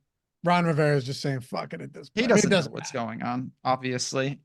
I'm assuming he's probably gearing up. He thinks there's a week 19, and he's like, well, we'll see what he gives us. And then for the big game next week, I might go to Brissett. But in all seriousness, do you like any like secondary stacks here with the Pollard, McLaurin? Because you could go Pollard, McLaurin, you could go CeeDee Lamb, McLaurin, but it sounds insane. I'd rather have Brissett if I'm playing McLaurin with with how he's been able to get him going. Sam Howell's just been completely dead for weeks now. Yeah, McLaurin's the only playable Washington player in my mind, and I'm not sure I'm gonna get there. I do think he'll be busy. We've seen it. I wouldn't be surprised to see some volume. I think he's a playable at that price, but he's just another guy in the pool for me. All right. By the way, 19 likes away from 1,000. We did it. I'm certain that Brandon Katz is He was the lightning multi-accounted, round, and he has hit the thumbs up on every one of his accounts. and I appreciate that. Because And at the this point, he people. has to have at least 1,500. Well, then we should be able to get over 1,500 likes on the way out. Come on, Brandon, rally the troops, brother. Nothing else for Washington for me. No, no, no, no. I will say though, with Denver and the Raiders, this team's trying to get a win for the boy Antonio Pierce. That's the thing. At home, well, interim action there. Put another feather in the cap. Add to the resume. No Josh Jacobs. Michael Mayer's on the IR as well. Denver gets Cortland Sutton back, but it's still Jared Stidham starting. I don't know where you're at on Denver. My hope, and I haven't even looked yet. My hope here is that I have none. I really do not like Denver today at all. I have no I haven't looked. I have no Denver right now. I don't like this Denver team. We've tried. How many? Hey, look, this is not for lack of effort, man. We've tried with Javonte Williams week in and week out. Yeah, We've tried with all of these guys, even taking some shots at Jerry Jeudy last week. I did with no Cortland Sutton against a dead Chargers team. Nothing has worked. Nothing. nope. And I don't think that that's going to change a ton here in the last game. Christian Kirk is not playing, by the way. So take that for what it is. Yeah, this is a game. It's a pretty low total. I don't have a lot of interest in Denver. Zamir White on the other side, I think, is pretty interesting. He's always interesting if they're going to give him the Josh Jacobs workload. I mean, hell, we were playing Josh Jacobs at a price point that is higher than Zamir White, not for efficiency, but for the workload. And now you've seen Zamir White in 3 games. Ben, 21 touches, 4 targets in that game. 22 touches, 23 looks, 1 target in that game against Kansas City, where they didn't need to throw him the ball because the defense did all the work. Against Indy, 20 carries, 6 targets in a game they played from behind. So I don't necessarily anticipate him playing from behind, but man, Zamir White's workload right now at that price point is you can definitively say his workload is as good as anybody. It really is. And you were spot on. You said to me last week, you're not that concerned that he can't catch the ball. And we saw that. That was huge. He had 6 targets and converted 5 of them for 35 yards. Doesn't seem like a lot. That's a touchdown and a half. It's huge. That was all. He is Josh Jacobs in the sense of the role. He is taking Josh Jacobs' role. I mean, that is so crucial. So he's firmly in play at flat 6. That's about it. Devontae Adams was a quadruple Megamind genius play last week. If you played him, you won a lot of money, most likely. It was a great play. He had 21 targets, which seems wrong. That just seems impossible, but he did. So maybe he does that again. I'm not really getting there just because I think that's tough, but it's Devontae Adams, and he's always in play. The only notable exposure I have to this game is Zamir White, and I have a good amount. Agree. All right. Hey, by the way, live before lock coming up after this. Eric, Lindquist, Matt Gajewski, don't go anywhere. They're taking you all the way up to kickoff. We may need it on a slate like this. Rams and Niners. All right, Ben, what's the play here? Wentz and Darnold starting for their respective teams. You're not going to see Cooper Kupp, Kyron Williams. Guys, if Puka Nacua is out there, you can do what you want. But my assumption is that, my recommendation, take it for what it's worth, is don't assume that, oh, wow, Puka Nacua is the only skill player out there. He can dominate now. The only reason he's out there is they are trying. I can't imagine they're not trying to get him the record. They have to be trying to get him the record, Ben. And it's going to take 28 yards to get him there, which is not viable for DFS. No. And this is a tough game. You've got teams that, of course, everything has changed. And I'm not looking to mess around with this, particularly on the Rams side. I think you're going to see some guys in and out of that lineup, and still San Francisco. I know not everyone's playing, of course, but I don't see a lot here. I really don't. Well, what about Jordan Mason? What about that spot? That's That's one that there's going to be a lot of questions on, and there's no doubt that there are a lot of people who are going to be playing Jordan Mason as well. and I get it. Now, the negatives. He's supposed to be very, very, very popular. And I don't think it's a given that he sees all the work. I really don't. On the positives, he's 4,600 in a plug and play offense to some extent against the Rams team that we just mentioned. Is not going to be at full strength either. So there's a lot to like there. He's going to be certainly cash viable and very, very popular. Not going to let him define my slate. I will be playing some Jordan Mason, but I don't think it's a jam spot. I think that this is an unknown. And when there's an unknown, you just simply do not know the range of outcomes. You know, I mentioned earlier that the Christian Kirk spot was one that I was willing to get away from a little bit, but that doesn't matter anymore. This spot right here, this spot with Jordan Mason is the toughest decision for me on the entire slate. I tend to agree. I really worry at times when these backup running backs, because it's just, and maybe I'm wrong. Maybe it's just Jordan Mason's backfield and they will just run him as much as they need to. But like, I really think there are scenarios where Jordan Mason just has like 12 carries. Right? Like, does Mitchell still get a decent amount of work? That's what I mean. Like, even if he doesn't get, Mitchell against Washington had 17 carries. Like, obviously, if he gets that, you can forget about Mason. That's not going to happen, though. But if he gets 8 carries, right? Like, you need left? everything. You want everything from Mason on a watered down offense. You really do, because the touchdown equity for the entire team is lessened. It's tough. I really think that, you're going to play him in cash. He's the preferred pay down running back. But is he better than what happens if 3 6K running backs have big games? Now what? Like, Jordan Mason can get their point per value and he doesn't unlock a ton. I'm having a real tough time with it, man. So would you Mason at 46 or Jamal Williams at 52? It would be Mason. It would still be Mason. Okay. It would, just because I do think there's a bigger chance that he does get there and he falls in the end zone twice and it's like, oh, we really did need this guy. And like, what if Shanahan goes preseason style where it's first half, second half? Again, these are just unquantifiable things that you also can consider. And how many small unknowns like that add up before you say, you know what? It's a little too much risk tolerance for me. Could coming in heavily underweight on Jordan Mason define your entire slate? Because I think the answer is yes. Yeah, I mean, if that's your stand, that is going to define your slate, yeah. But I'm saying if you're coming in heavily overweight too, like, do you just try and field match something like this? I'm doing that. Okay, you are. I'm not letting him define my slate. I'm not. Like, I'm going to have some, and if he absolutely crumbles, I'll say I'm glad I didn't overhaul. I think it's kind of crazy to not have him, though, in the pool. That just seems... Oh, my God, yeah. Too risky. Especially because, in the end, it's still a Kyle Shanahan offense. Even a watered-down, more vanilla offense, it's still a Kyle Shanahan offense. And I don't want to overlook the fact, this is important to me.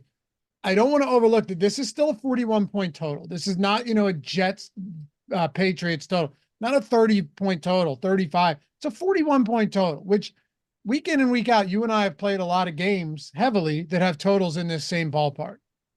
Yeah, absolutely. I mean, that's like a 24-17 type game, a little less because it's a 4-point spread. You're looking at like 22-18 implied total style. I do like Ronnie Bell, though. Okay. I think Ronnie Bell's kind of the perfect option where he's not one of the main playmakers, but he's also not a guy that they're just going to rest in a game like this.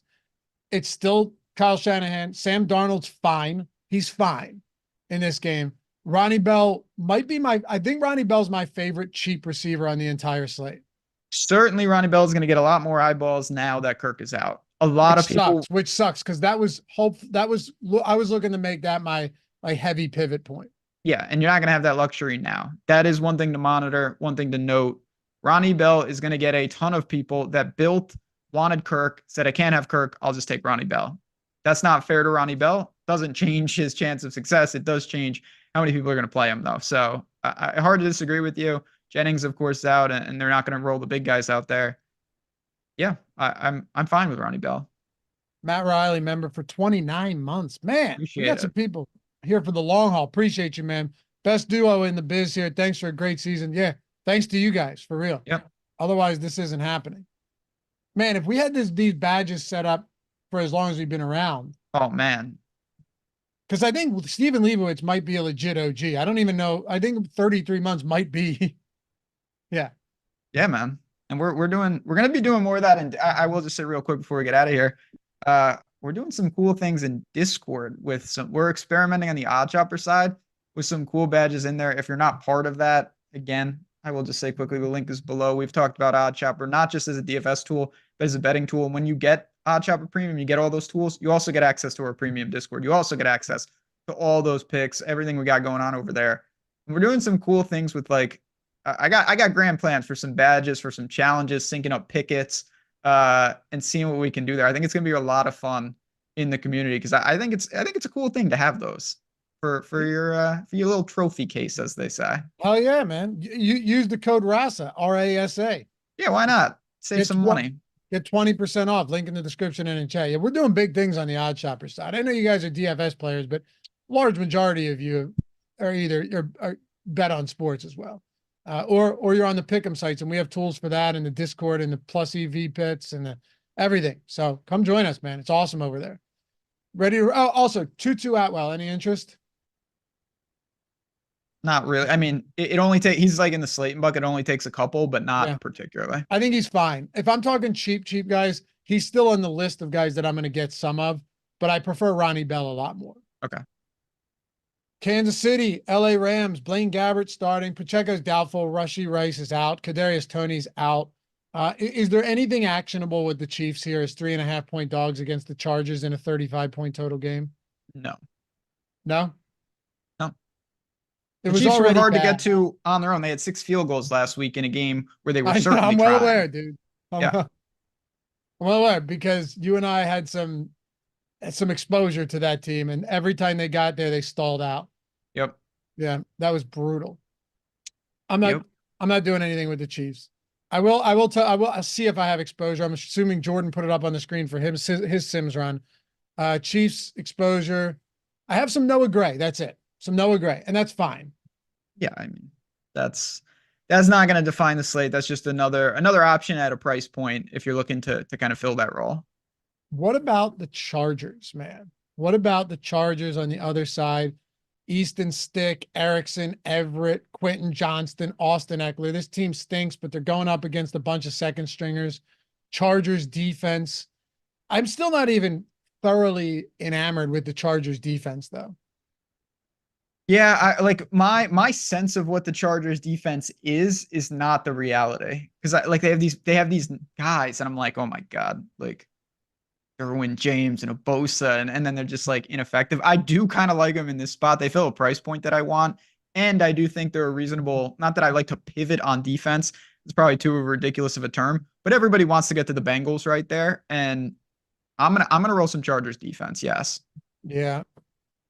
All right. I mean, if Bosa was healthy, it would be different too. It would. But even when he was, like, the Chargers defense continuously does stupid stuff. And they find ways to fail for sure. Yes. All right. I am getting a lot of Chargers defense. It just very much scares me. But I suppose it's still Blaine Gabbert, right? And then just nobody out there for the Chiefs. Because they said they might try and get Kelsey 1,000 yards. He's done after that. So they already don't have quality skill players half the time. That's what I mean. Yeah. The Chargers defense probably didn't play if the Chiefs were trying.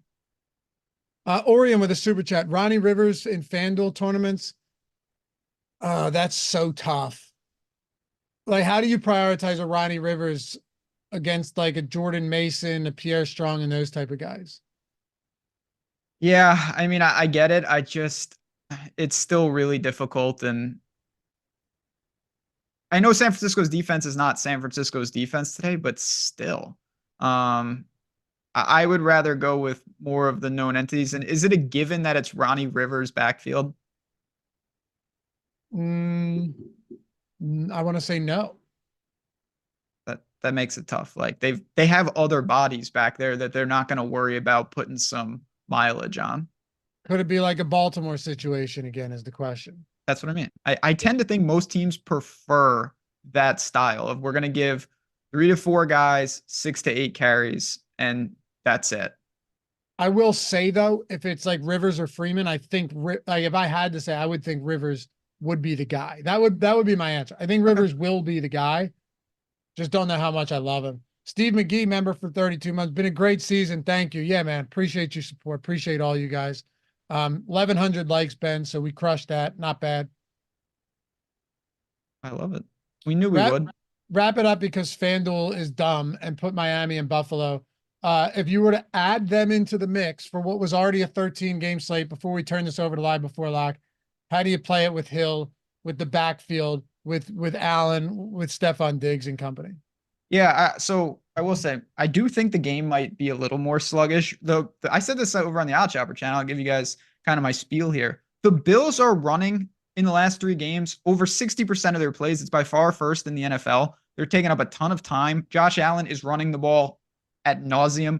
He's a red zone threat. Of course, I like Josh Allen, but I think you could almost run him naked at this point or go skinny. Then we have to see what's going on. Mostert's banged up. Waddle is banged up. You've got Achane. You've got Hill.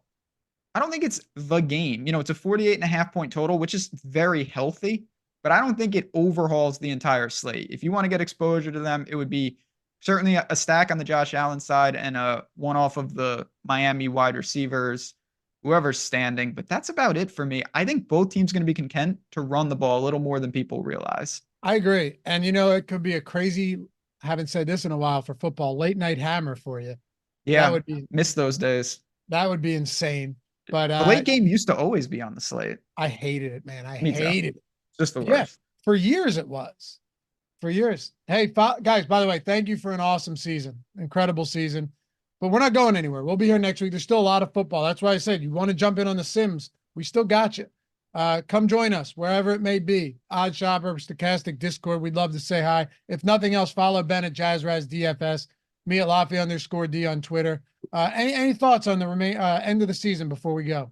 No, as always, just the support has been unbelievable. This year, like all years, we've really tried to take things to the next level, and I hope you guys have been there along for the ride with us. These sim tools are not going anywhere. We're just getting started. And we feel the same way on the betting side. I know this isn't a betting show, so any way that you guys can support us and be part of the team, we would love it. Whether it's just watching these shows, maybe grabbing a tool or being in our Discord, it's just all appreciated. And I think the playoffs is going to be a really fun ride. I love this schedule for it. A lot of exploitable slates, and I can't wait to get started. Hell yeah, man. Shout out to Jordan Klein for producing these shows every week. Say hi to Jordan. Thank him in the comments as well. And as always, guys, if you're not rocking the avatar, I got something in the works for the Stochastic Hall of Fame program. Okay. We got something in the works. We're cooking up something awesome. Little revamp action here. Now, right now, if you're rocking the Stochastic avatar, go to stochastic.com/avatar. If you're not doing so yet, download it, use it wherever it is you play. DraftKings, FanDuel, Owner's Box, doesn't matter. Finish top 3 in a field of 5,000 or more, whether it's a $20 entry or a 5-cent entry, doesn't matter how much you win, and tweet your wins to us. It's Stochastic HOF. Not only are you getting inducted into the Hall of Fame, we do it every single week, but you're getting a free month of whatever package you want, $200 value. But we're reworking this with some very exciting changes coming up in the near future. So if you got that avatar or you don't and you do it now, I think you're going to be very excited about this, on top of all the awesome stuff just for rocking it and taking down some tournaments. So stochastic.com/avatar. Thanks for a great season, guys. It's Matt Gajewski and Eric Lindquist coming up now. Bye-bye.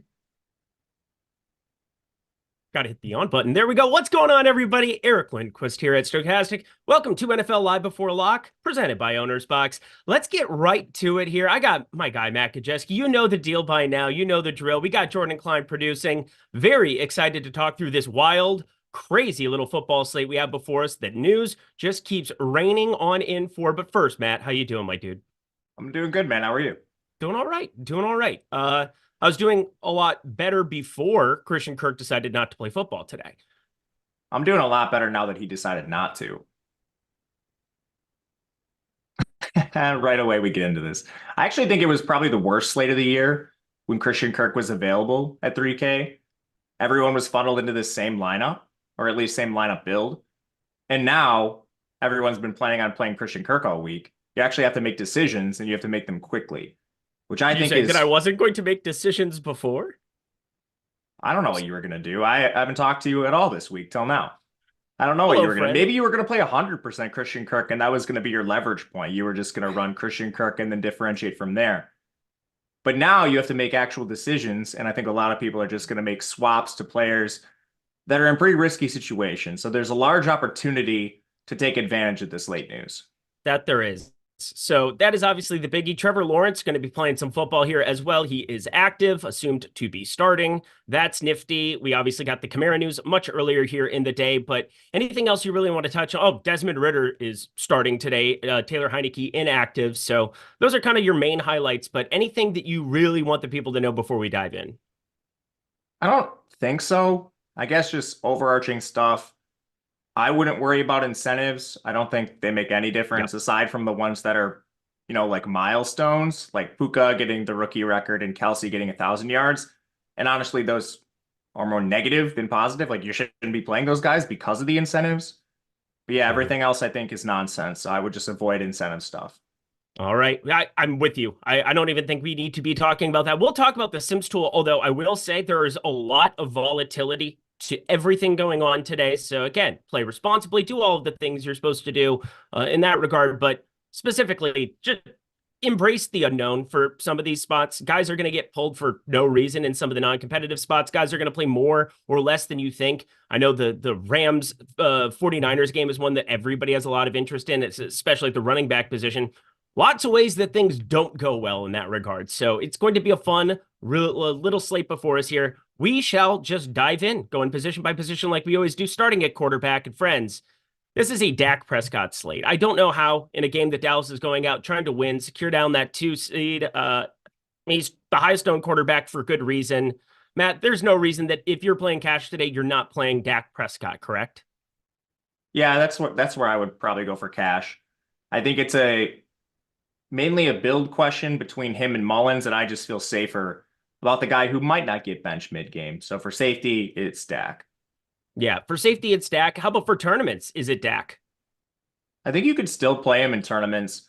I'd be careful. His ownership has been one I'm watching carefully. I thought it might spike, and it hasn't. So I'm still willing to get there, but you just have to know that they're playing an incompetent opponent. Yes, they need to win the game, but how much do they really need to do that? And even if they have a comfortable lead, I don't think that this needs to be like blowout area, but if they have like a 14-point lead, what is their pass rate over expectation? Are they just content running the ball, taking every single potential second off the play clock because they're playing a lifeless opponent? I think that's in the range of outcomes.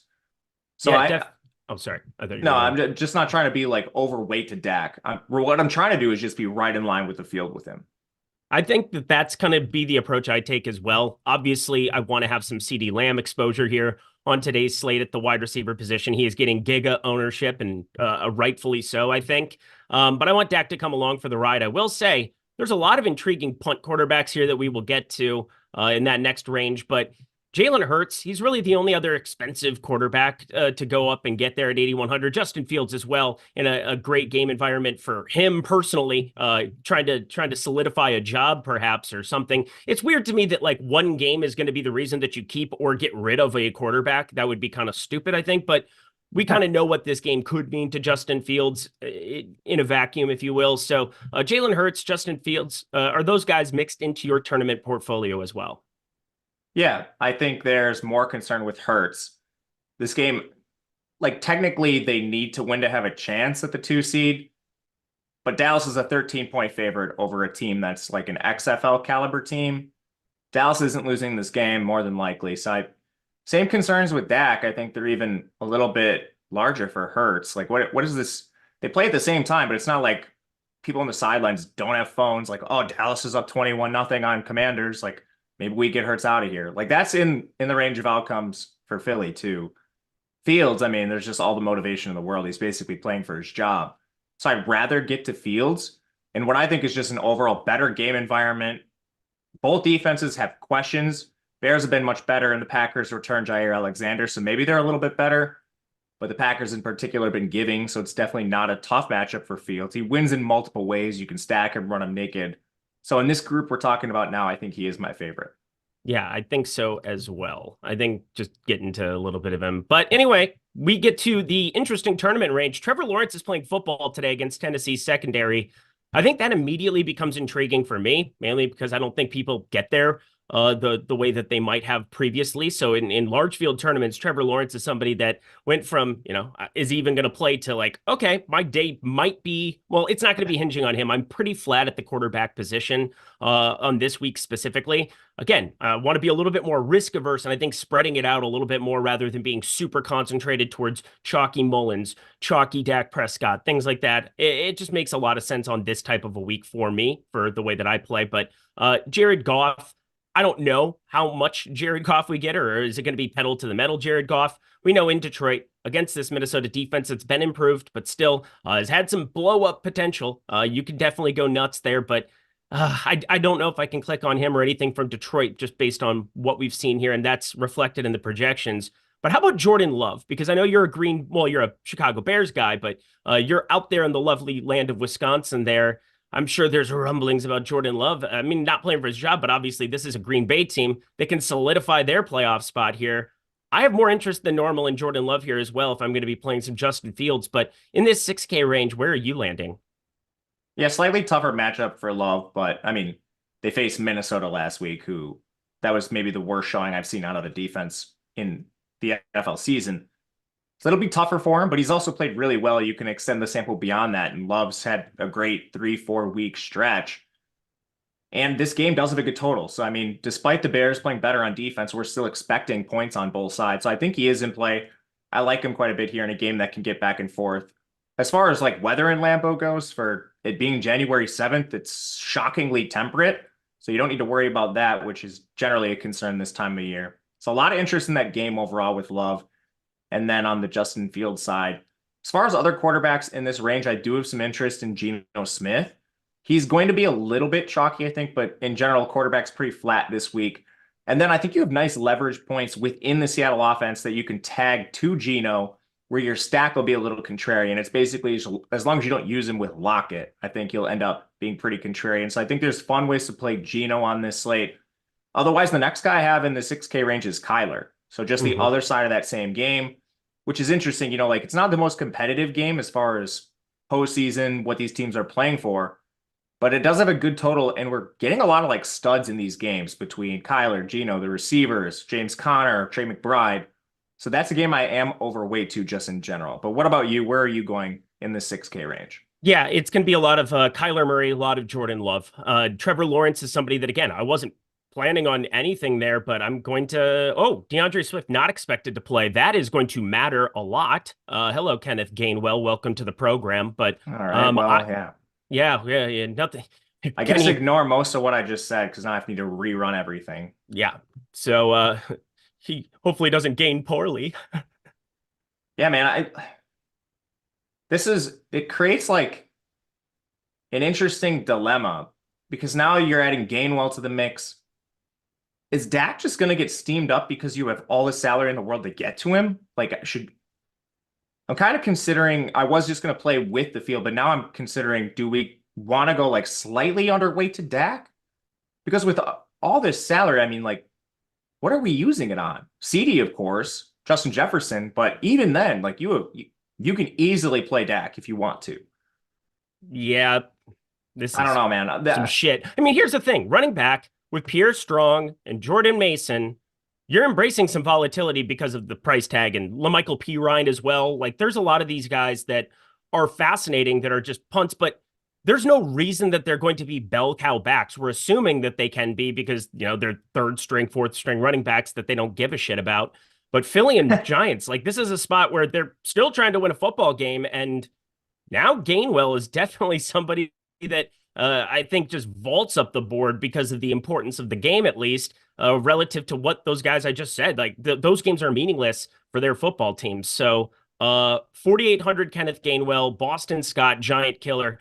God forbid I have to see Boston Scott anytime touchdown tickets on Twitter today. Please don't be one of those people. 4,300 for him, Well, though. dude, if you bet that, you probably have some sick closing Oh, line value. you have some sick equity now, yeah. But now Yeah. I'm upset because there were people who made that as a fish bet, and They leapt into the closing line value. oh yeah. Kenneth Gainwell, though, he's going to be the guy that I'm going to highlight star center here when we get to running back. But let's continue on our merry way because that is a massive update that just came through. Rather pay up at running back. Oh, I'm with you here. Travis Etienne is going to ruin my life. This is why is he 2%? When we get to running back, whoever said that in chat, or if that was your idea, I kind of agree with it. Yep. I'm tournaments. This is going to get wonky. Again, trying to highlight guys that have things to play for here. That doesn't exist, but again, they're 4K running backs that are going to get more work than you would assume. They're playing for their contracts, man. Like, that's exactly it. That's what I'm saying. They're playing for their contracts, but like you're not going to go out and give them like 20 touches, I wouldn't think. So here's the thing with Maybe that. I am expecting heavier run rates for every one of those teams. Same. So this kind of segue, yeah, I mean, it's logical. This segues into like the cheap quarterbacks, the Gabberts, the Darnolds, Driscolls, Wentz. Some of these guys are insane. Can't believe their names we're talking about on a non-preseason slate. But anyway, like if you're the San Francisco 49ers, what benefit do you have to running your normal game plan? Why would you have a pass rate over expectation, even similar to what you did all season? You're playing in a game with mostly backups, a game that would behoove you to just use the entire play clock every single time, reduce your injury risk, even for backups. And then why are you trying to show anything going into the playoffs? I mean, that doesn't make any sense to me, especially for like the Niners who are playing the Rams, who very likely could see the Rams in the playoffs if the Rams have an upset victory. Like, as far as a pass game perspective goes, these like dusty quarterbacks, I definitely don't want them being a large part of my portfolio because of that. Maybe you use them as a price play, but man, with like Gainwell opening up, all this value, I just don't really see the need outside of Millie Maker style builds. But yeah, to the running back point, if they do use the whole play clock and run at an elevated rate, maybe some of these guys get 20 touches, but at the same time, you're gambling on which ones do. So if you're running like 150, I think you should play them all. I don't know. As far as one line of stuff goes, that's where I think it's interesting playing like maybe one of CeeDee Lamb, Justin Jefferson, then getting a stud is going to touch the ball. Yep, I'm with you. I love getting to the upper tier running back in a way that on Thursday, I was like, oh, I'm just going to be punting everything. And obviously, I'm going to be getting to some Gainwell, and I'm going to let everything update here on the Sims tool, on the lineup generator. We have some cheapy wide receivers that we can definitely rotate in from the Cincinnati side, which leads me into Jake Browning at 5,700, somebody that I'm a little bit overweight to. Derek Carr, I'm right around the field on him. Again, I'm super flat at the quarterback position, getting to like a little bit of everybody here and really focusing on being overweight and finding my leverage spots elsewhere. But a lot of stacks kind of spread out amongst the lineup generator earlier in the day. We'll see if that continues on when we build out some lineups here a little bit later in the program. But Nick Mullins, 5,100. He is the obvious chalk down here going up against the Lions. Could get a second half against some backups there in Detroit, pending how the game is playing out and everything else is going on. But if Detroit just wants to, they have little to play for in a lot of respects. So Nick Mullins, he wants to go out and chuck. He's a poor man's Brett Favre, if you will. I mean, this guy is just out there chucking 4 interceptions the one game. Wish we had rolled with him against Green Bay, but it is what it is. Are you going to be playing chalk Nick Mullins and anything else here in the 5K range that interests you? I'm playing him right in line with projections. This guy stinks. Like, he might get benched. The leash is short. Even if he has one interception like quickly in the game, I wouldn't be surprised to see Nick Mullins pulled. You also have the 2 best defenders activated for Detroit, Chauncey Gardner-Johnson and Ali McNeil. So yeah, Detroit's defense stinks, but they just got their 2 best players back. I don't know. Maybe it means something. Maybe it doesn't. That's for you to decide. But at the end of the day, I'm not having a quarterback that is at risk of an in-game benching as a major part of my portfolio. I'll probably end up somewhere between 12 and 15%, just depending on the final run of our tools that I'm waiting on here. And the last guy that I really want to bring up because he exists and he's a person in the world is Desmond Ridder, 4,800. He's at the bottom of the barrel for me, but Jeff Driscoll, I don't know if I need to be going down there. I don't think I need to be going to Carson Wentz either at 4,500. Maybe there is a longer, opportunity there where they want to take a joyride with Carson Wentz there at the helm, but something tells me, as you said before, that we're going to be looking at a lot of running of the football from both of those squads and just kind of avoiding any kind of major injuries there. But Desmond Ridder, 4,800. Atlanta trying to play spoiler there. And obviously Arthur Smith playing for job in some capacity. Again, one game sample size shouldn't ever dictate what you do with somebody, but it is what it is. I'm getting to a little bit of him. Anything else for you at the quarterback position? Yeah, briefly, just a couple things on the Mullins stuff. Who would they replace him for? They're not playing him for that rookie. That's from the chat. The rookie's not active today. It's Josh Dobbs, the player they traded for and actually invested stuff in. So yeah, there is a risk that they bench him for Josh Dobbs, who at some point people thought was going to start in the NFL next year. I don't know. Maybe we see it. Maybe we don't. There's also an interesting one. What about Baker in a really competitive game? But like, that's super interesting to me. Wait, this isn't exactly the same price range we're talking about now with all the punts, but anytime you can get like an under-owned mid to cheap quarterback who's in a game that projects to be competitive with motivation, that's interesting to me. And then you hit on a couple guys that I do have interest in, like just a few to highlight. Among the complete dusty quarterbacks, like Jeff Driscoll runs a lot. So at 4K flat, that's worth noting. We actually have a good sample of him in the preseason. Take that for what you will. It's preseason football, but Jeff Driscoll's an athletic quarterback at the stone minimum, playing a terrible Cincinnati secondary. Like I would much rather play Driscoll at ownership over probably Mullins at ownership. That is, I don't know. Yeah. What do you think? Yeah, I think I'm with you. I mean, there's some places where I think Nick Mullins is going to get steamed up to a place that might surprise us. Like I'm pretty positive he's the one quarterback that if you had to tell me who ends up being higher owned than projected right now in basically anything that we're doing here today, I would say it's Nick Mullins. Nick Mullins in small field could be especially high on 5,100, and then the opportunity and projection is going to take over and Justin Jefferson pairings and things of that nature. But I think he's the one guy that I just won't play in small field. I'm going to be around the field, though, when it comes to some of the large field, building out 150 today. So, yeah, I think that for me, that's just something to take note of. Depending on what tournament you're playing in, you always want to have some of that context attached to some of the analysis there. So hopefully that makes sense to everybody. Yeah, Nick Mullins, I'll be right around 8-9% of, but again, he will not make or break my day. I hope for, all intents and purposes, he looks okay as a Minnesota fan, but it is what it is. From a DFS perspective, yeah, just be very careful. I'm not going to be playing him in any of my bigger lineups, that's for sure. But that doesn't also like, go ahead. Last thing, all his skill position players are mega owned, so stacking him is still chalky.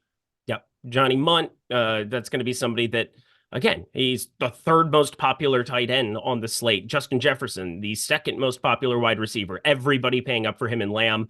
I do prefer Lamb, even though Justin Jefferson, I got to think 120 something yards away from getting to that 1,000-yard mark. I know that he's been out for 7 weeks over the course of this season, but something tells me that he would love to still get to that 1,000-yard mark every part of his career. Feels like something he might actually care about. But again, that is not something that will show up in the data. He is a good play independent of that. So we will continue on our merry way. I'm going to wait for everything to update here. I'm going to see actually if we're going to even update, considering that was a report that DeAndre Swift not expected to play.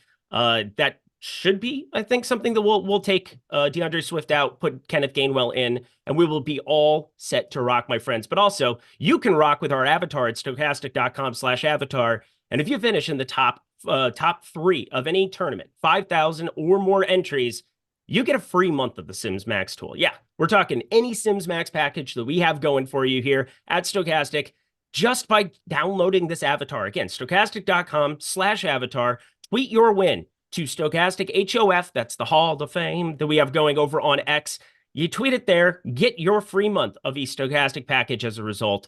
Really cool deal. So, hey, if you're, if you've got a picture of you and your dog on the cover of your DK portfolio, let's just switch that up for a day here and try to finish in the top 3, shall we? I think that seems like a good idea. So I'll fire that up, my friends, as we continue over to running back, which obviously has had some changes here within the last 10 minutes, but as it stands right now, Aaron Jones going to be super popular alongside Zamir White, Tony Pollard. But let's go to the tippy top.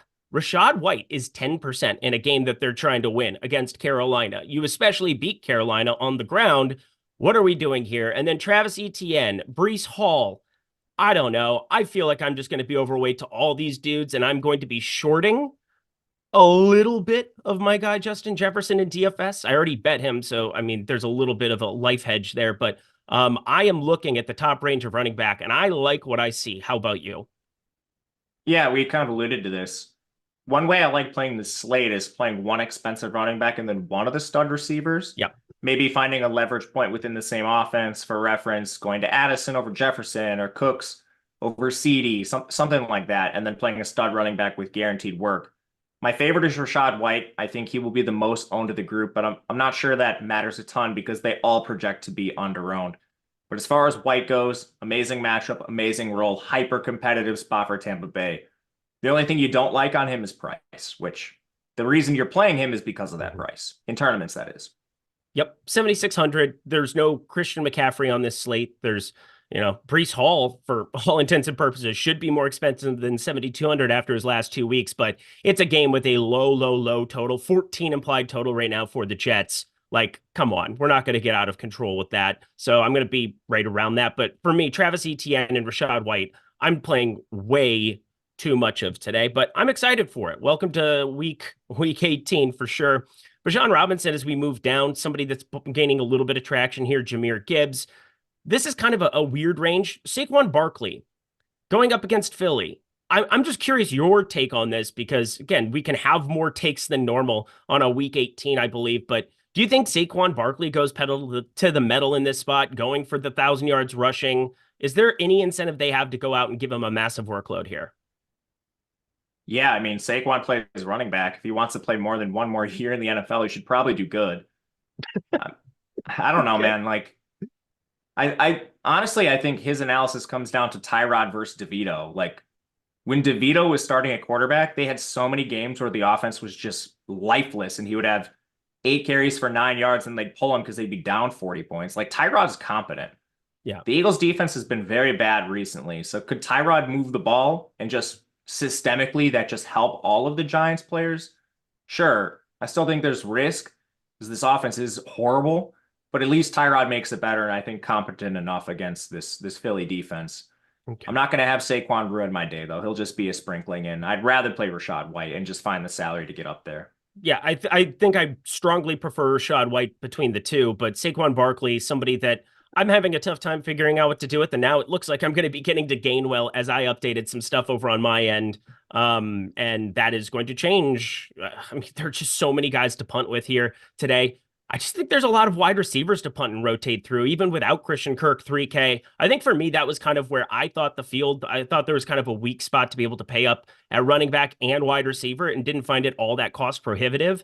Now it was more difficult without the Kirk free square, if you will, but I'm still finding some guys. Iosivas, and we'll talk through Cincinnati a little bit too. Tyler Boyd, somebody that's showing up from the lineup generator here before we started the show. We'll see if that happens afterwards as well. But running back 6K range here, lots of guys that you could be landing on. So I'm going to kind of open it up to you. Aaron Jones, Austin Eckler, even pulling a little bit of ownership there at 7.3%. Who are some of your favorite tournament targets in the 6K range at running back? This is actually like the number one question I wanted to ask you.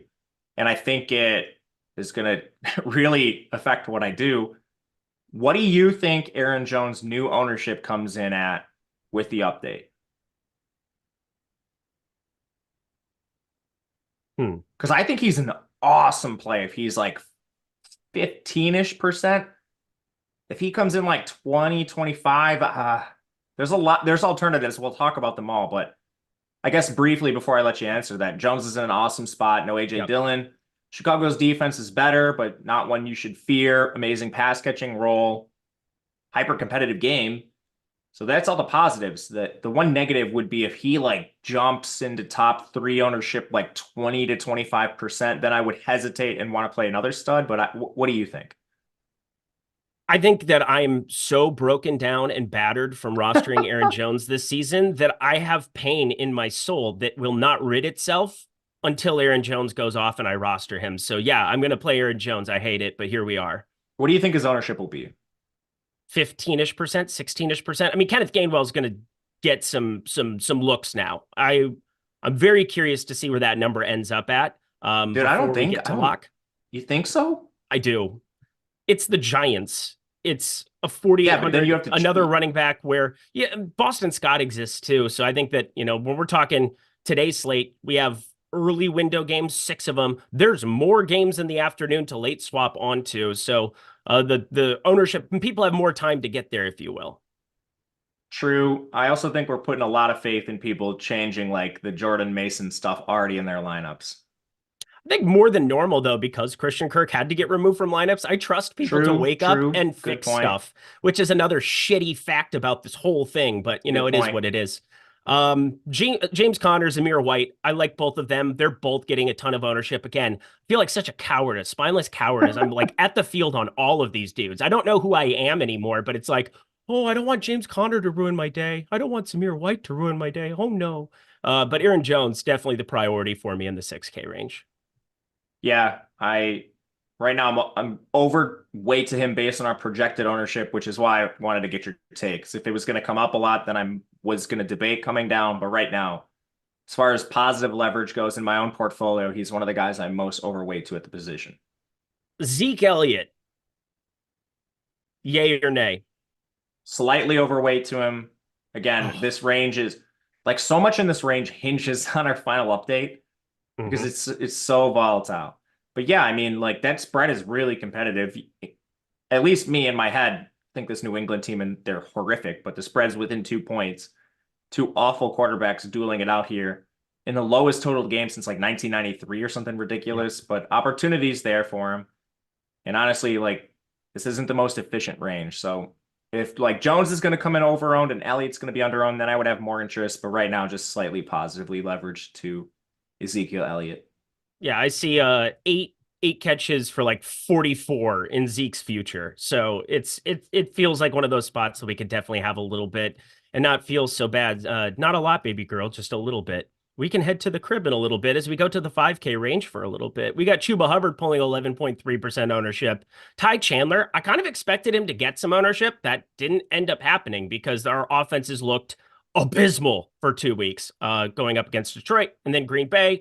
These are not fun times there in Vikings land, but I'm going to have a little bit there. So there you are. And then I got nothing else in the 5K range. 5K range. Yeah, it's not really the best range. I'd rather go up to the 6K range or down to like the 4K punts. Jamal Williams, I think he's worth a sprinkling in your portfolio.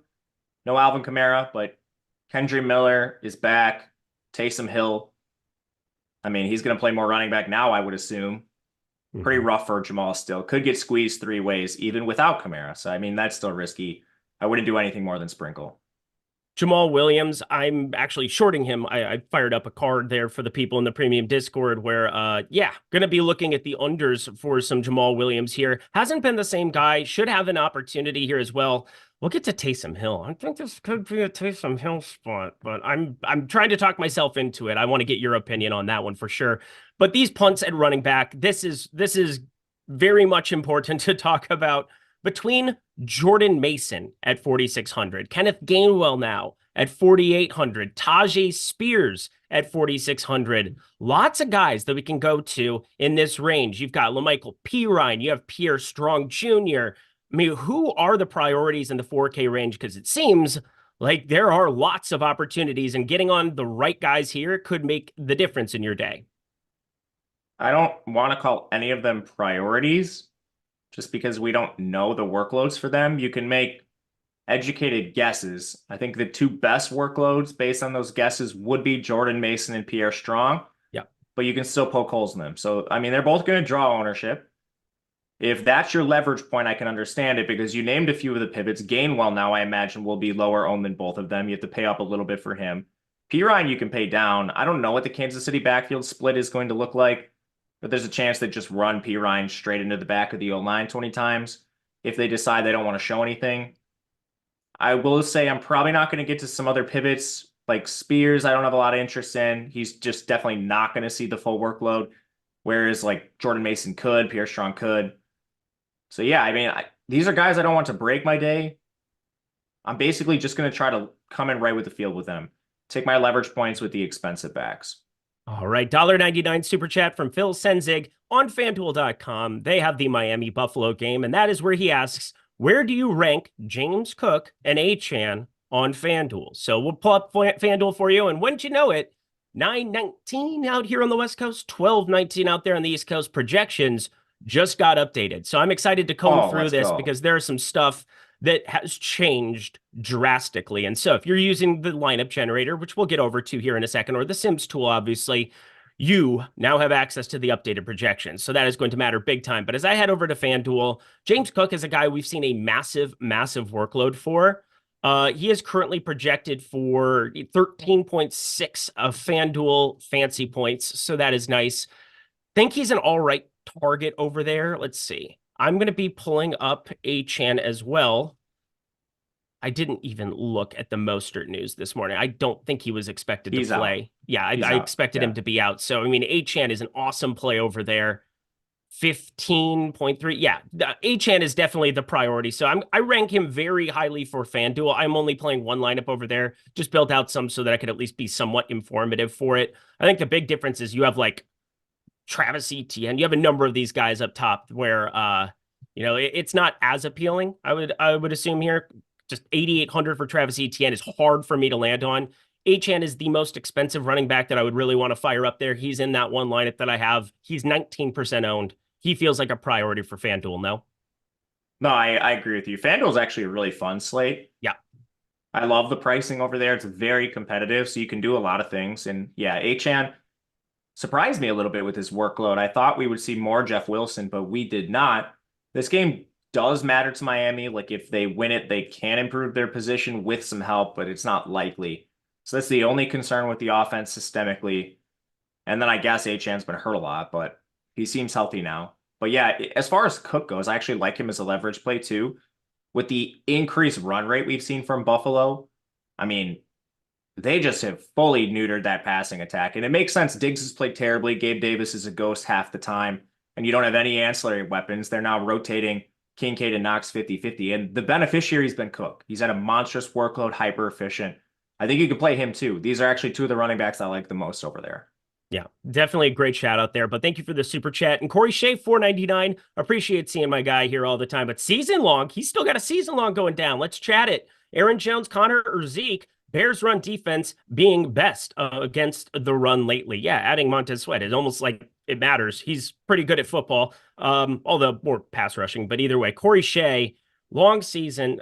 So Aaron Jones and Connor, I think I would actually like more than Zeke. How about you? Same. Okay, that's a pretty straightforward one, I think. I think who would be your favorite between those two? Aaron Jones, or are we just going to go back for more pain? I am. So, like, I've been running the updated stuff. Maybe it's good to circle back on him quickly while this super chat is prevalent. Still getting a lot of them. The ownership went up a little bit, but still shy of that 20%-ish mark. Yeah, at that number, assuming it's accurate, I'm going to play Aaron Jones. Yep. Once more into the breach, dear friends. Goody. Here we go. I wanted to see where Gainwell ended up. That was the main guy. He's still got absolutely no ownership coming in on him. So his projection didn't change. We still have Swift in there because illness. So, hey, this is still a dicey situation. I'm going to get myself to Kenneth Gainwell, that's for sure. Orion, $1.99, one FanDuel GPP entry. He's asking us Jefferson and Bijan or AJ and Rashad. So Jefferson and Bijan, or we're looking at AJ Brown and Rashad White. AJ Brown and Rashad White if the tournament is of any size.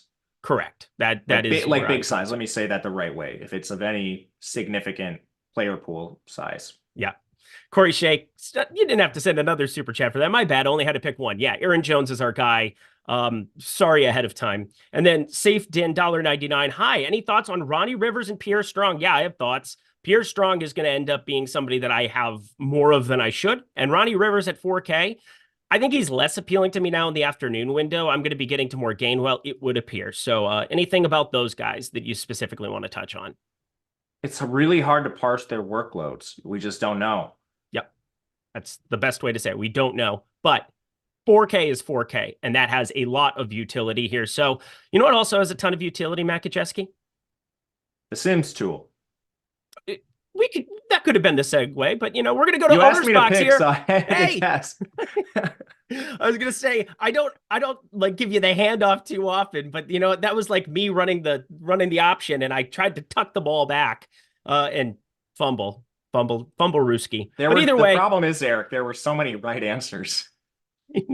I'm so sucky at this. Anyway, we're going to owner's box, friends, and this is not sucky. This is phenomenal stuff. It's called Overlay. Every single week during the regular season, owner's box has given you an opportunity to take advantage of Overlay. They know that these tournaments aren't going to be filling right now, and yet they roll them out every single week because they care about DFS. They care about you having an opportunity to win more money. You don't have to worry about defense, which we'll be rounding out our show with like we always do. And hey, there's a lot of opportunities to build up entire game stacks because it's just like college DFS in the DraftKings streets. Yes, super flex action over at Owner's Box. So if you sign up down below right now, what, 50K, 10K to first? It is it's just over half full here as it stands right now.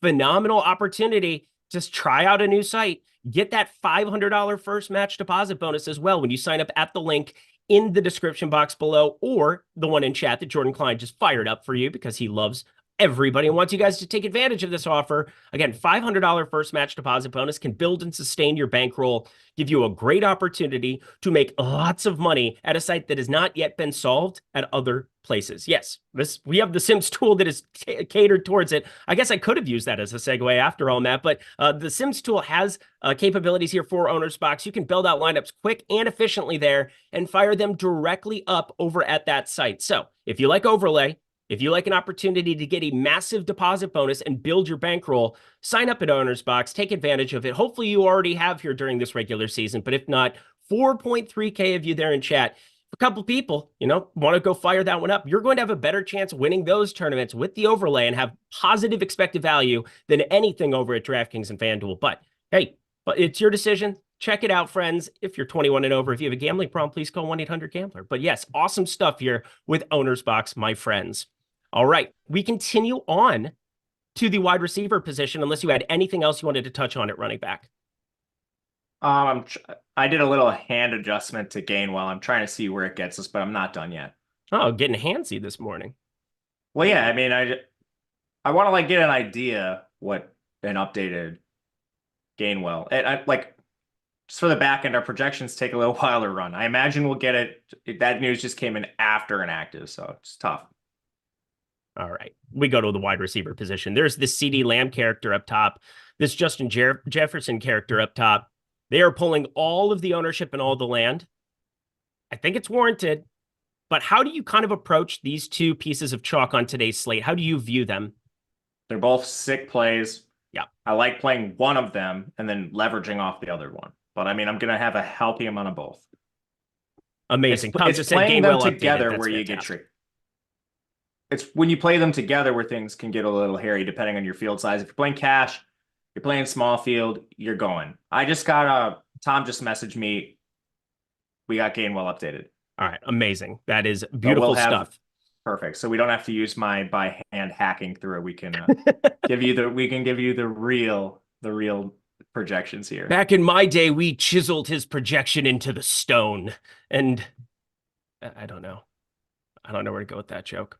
It wasn't even a joke. It wasn't funny. So those aren't jokes. Wide receiver here. Yeah. CeeDee Lamb, Justin Jefferson, you have the funds available to you. You should roster a ton of these dudes. And again, I'm going to be running the Sims tool and lineup generator for you on this show here. Jordan Klein at the helm here, doing a great job with everything there. We're going to see a lot of CeeDee Lamb and Justin Jefferson in that final run. I don't even think it's just something where, I can get up to CeeDee Lamb pretty easily in this spot. And so I'm kind of preferring to do so a little bit more than getting to Justin Jefferson, but I have lots of both. I think you should have lots of both. We continue on our merry way to other discussion points because there are other wide receivers in this range. You have AJ Brown, Amon-Ra St. Brown. Who knows what that workload could be, but you're going to get some kind of depressed ownership to find out. But I want to ask you about Davante Adams, 12.2% ownership. Aiden O'Connell wised up and he aimed at him 21 times, 13 catches for 126 and 2 tutties last week in a losing effort to the Colts, who need to figure out how to call fourth quarter plays. But that's a conversation for a different day. Davante Adams, do we run it back with him in tournaments today, knowing that are trying to secure a job for their boy. Yeah, man, I think he's completely fine. Volume's there. The Raiders are trying really hard still. Yeah, Antonio Pierce is a good coach. I've enjoyed this. Adams came out and vocally supported him, saying that if it was his choice, that would be the guy. So we know Adams is trying. And as far as Antonio Pierce playing his guys go, his players got his back. He's got to have theirs. So yeah, I think Adams might not be the most efficient day with O'Connell throwing him the ball, but volume's there. His target share is like 35%. It's ridiculous with O'Connell. The only thing you're worried about is Vegas running out to like a crazy lead like we saw in the KC game. Then they'll just run the ball like 40 times. Yeah. But that's not projected to be the case here. So I'll happily play some contrarian Adams. Right now, he is a little overweight in my portfolio. Yeah, I think he's an amazing play over on FanDuel for what it's worth. He's in that one lineup that I built out over there.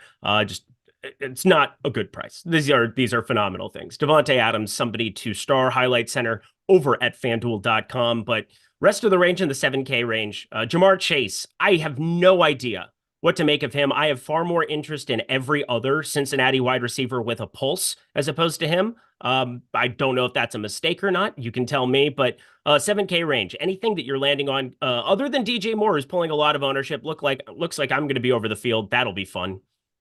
Yeah, I like DJ Moore. DK Metcalf, I think, is a nice contrarian play. I hinted at this a little bit with the Geno stuff. Lockett's going to be pretty owned. So if you're willing to pay up for DK Metcalf in this really good game environment, I think you can gain some leverage as a stack with him. It's not like he's unowned entirely. He's going to draw a little bit. But I think he's interesting as a play here. Are you worried about Chase? Yeah, he's been I am. pretty hurt recently. Yep. I don't think this is a world where you go out and give Chase a massive workload. I can't imagine. Again, this is so hard because I hate this. I hate when it's not data driven. I hate when it's like a take. It drives me nuts. I'm supposed to have takes from time to time. It's supposed to be a thing that comes with the territory, and I'm happy to have them when they show up. But like, this is just so hard for me to look at anything about Jamar Chase and be like, why is he projected for this? If we assume he's just going to be out on the field playing a normal workload, there's no way he'd have 14 or 15 as his projections. So it's factored into the projections, but like, he's at 9.4%. And I just think in the back of my mind, you wouldn't want to target Jamar Chase, ad nauseum in this spot, whereas like Lamb, Brown, and Jefferson, you feel like so much more secure for them. So just like get up to them, or DJ Moore, where they are trying to audition Justin Fields in every single way, shape, and form, play spoiler against Green Bay. There's some actual incentive I can talk myself into there. Agreed. I love DJ Moore. He looked amazing after the ankle injury hampered him a few weeks ago. The only real concern, I guess, is Jair being back, but you can certainly move away from Jair with motion, pre-snap stuff. And if you really weight the first look stuff for Justin Fields, DJ Moore is a massive share of just like the first read opportunity stuff, which makes sense. He's by far their best receiver, and he has a rapport with Fields. So that might even honestly outweigh any matchup stuff. Yep. Slim Lancaster, $1.99. Again, appreciate you. 4.3K people hanging out. That has to be a high point in the last couple weeks.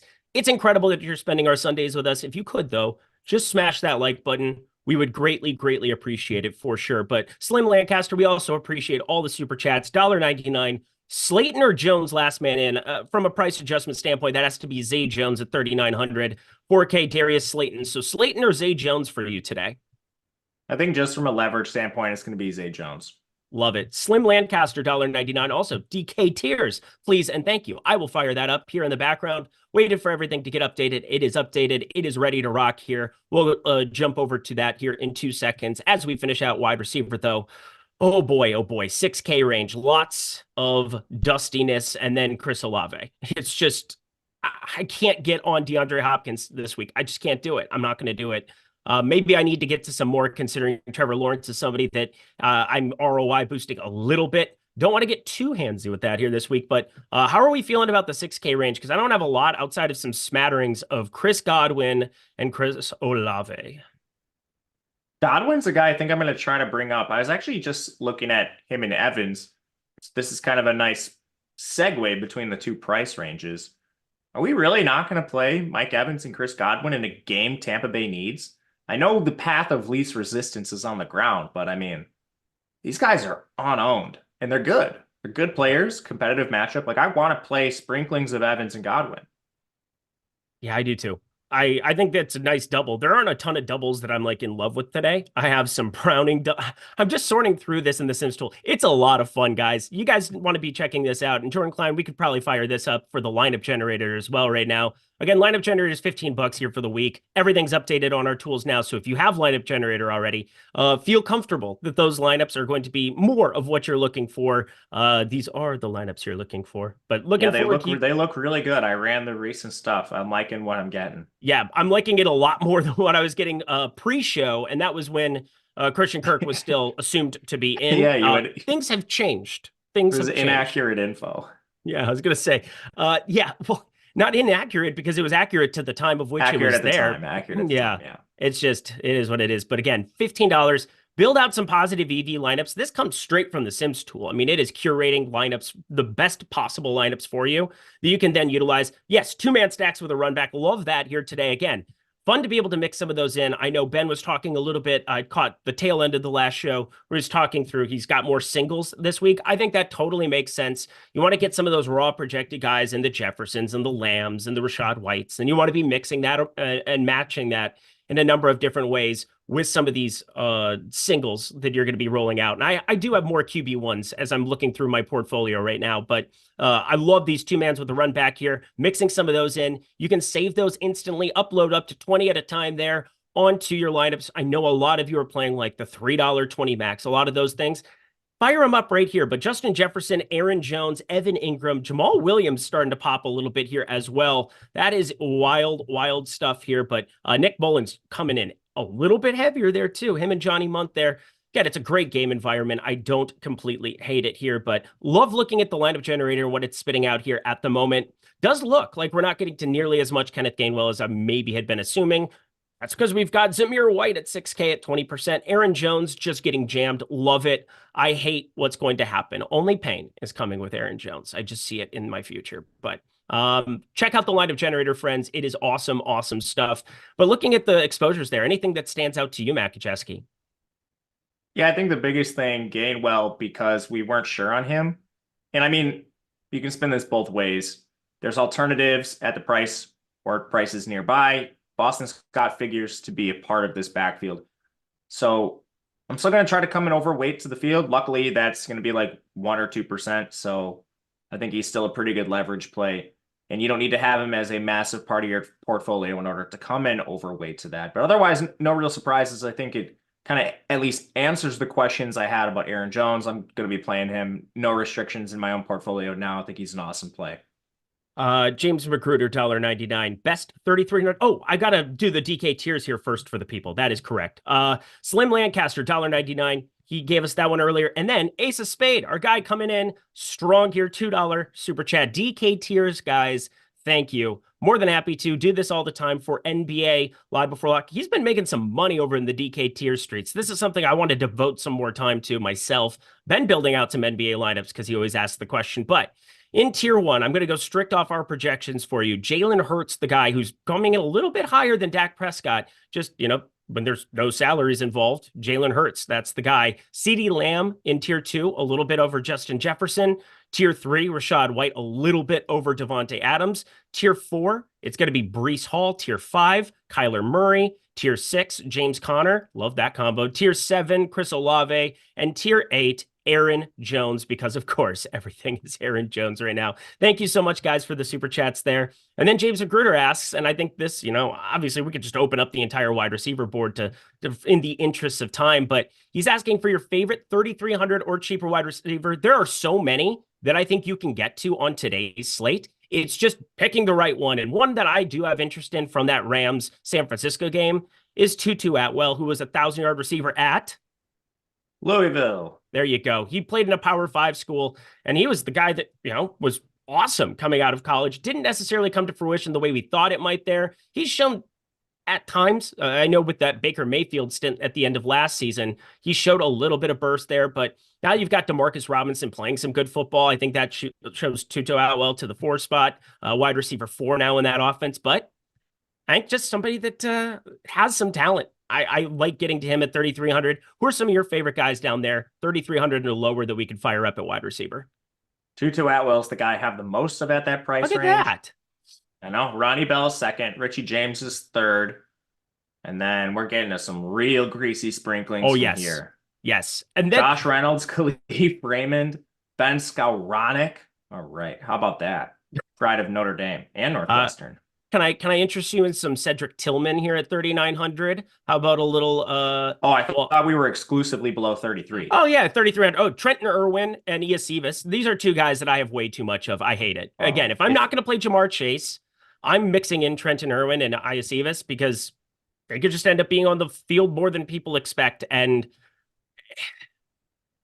yeah, man, if you're going to let me get greasy above 33, I've got David Bell in addition to Cedric Tillman. I mean, we've got the greasy. Keep it going. Keep it going. Oh, preseason football at its finest down here. Well, there's actually some good plays if you're willing to get like around 4K, like Boyd is there. I like Boyd.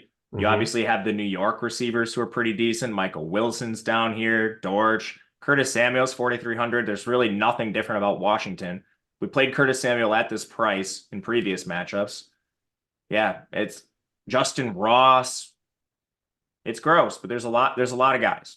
Yeah. The one that I have the most of at 3K flat is Chris Conley, San Francisco. And then second most that I have, because I do have tons of these guys rotated in.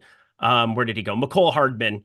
Maybe. I mean, McCole Hardman has been with Kansas City for a long time. He had just gotten activated off the IR. Maybe just give him a little bit of opportunity here and there. And he's been a great playmaker, pre-Jets stint, which wasn't even really a stint because I don't even think he played a down for them really. But McCole Hardman back in Kansas City. Obviously, it's just a disgusting spot. They have a 16 implied total, but somebody that can be, a dynamic playmaker from time to time. So there you are. Hopefully, a couple of those are useful to you for sure. But let's talk about the rest of the wide receiver board in general. Who are the wide receivers sub 5K that you are landing on the most for tonight's slate? Ooh, sub 5K. So yeah, because Jackson Smith and Jigba, I have a problem for today. Got a lot of Rashid Shaheed, but okay, that was actually a stack I probably should have mentioned earlier. I have a fair amount of Derek Carr stacks. I don't know how to feel about it, but Shaheed coming off a bad game when everyone played him, you get him very, very low owned here. He plays every single snap. For the most part, last week he actually saw a slightly reduced role, but I think going back to him makes some sense in this hyper-competitive game for the Saints. But I like Boyd in this range too. No T. Higgins, so I mean, instead of playing Trent Irwin and Iosivas, you can just go up $1,000 and play a guy that actually has a role, which is something I'm going to be doing. Otherwise, like the Giants receivers down here too, Dortch. But yeah, that'd be the order I prefer them in so far. Yoshibas. I apologize to his family. That is for I don't know if I'm saying it right, dude. Don't just assume that I'm saying it right. That's a bad assumption. Oh, okay. Yoshibas. There we go. It's okay. It's a good thing to be precise about names. They were named that way, and you should be proper with it. That's why they're called proper. I was just names. copying someone else. I've actually, okay. As much college football as I watch, I did not watch Princeton. You didn't? I've never tried. I can't imagine it's the easiest stream to grab, but I mean, they show like high school games on YouTube. I'm sure you can find a Princeton game if you really want to. Yeah, you got to really want it. That's for sure. But rounding out wide receiver, anybody else that you really want to highlight, star? There are so many options, only so many lineups that you can build in a day, though. I love pivoting to Green Bay if you have some really bad plays in the early window. Yeah. Jaden Reed is a monster. This guy, I think he's better than Christian Watson. I think he's the wide receiver one for Green Bay. He is. And he's coming in with a Q tag on top of being in the late window against Chicago. Pretty good pass defense, but it's really just Jalen Johnson you're worried about. I'm not too worried about the rest of that secondary. I'll happily, like right now I have a 10% of my lineups just dedicated to Jaden Reed. That's either going to go up if I have a terrible start or go down if I start out well. But I love him as a pivot. There's a lot of pivots. It's a pretty healthy late window today, but he's just the last guy I would highlight. And if you run into this problem at different price points, I think you can include some of the other Packers players too. Yep. All righty, y'all. We're heading to the tight end position here. 15 minutes or so left here. Check out the overlay here too, Jordan Klein, for Owner's Box just to check in for the people. Again, 15 minutes. If you're going to build lineups anywhere, that is the best spot that you could possibly go check out right now with your remaining time. That's for sure. Sitting there at 22:37. That is 57% full. That is phenomenal stuff. So check that out, friends, as we head to tight end here for the people. And yeah, I'll just start with this guy, Trey McBride, Evan Ingram. I mean, they are just crazy popular and should be. Evan Ingram popping in the Sims tool a lot for me now, which I like. Again, getting overweight quite a bit to Trevor Lawrence in my final run. So that's somebody that I gave that ROI boost I was talking about. And him, Zay Jones, and Evan Ingram, that is going to be a double I have a lot of. But these two popular tight ends, are you landing on them as well, Matt Gajewski? Not really. I'm mostly punting. Okay. Well, tell me your favorite punts.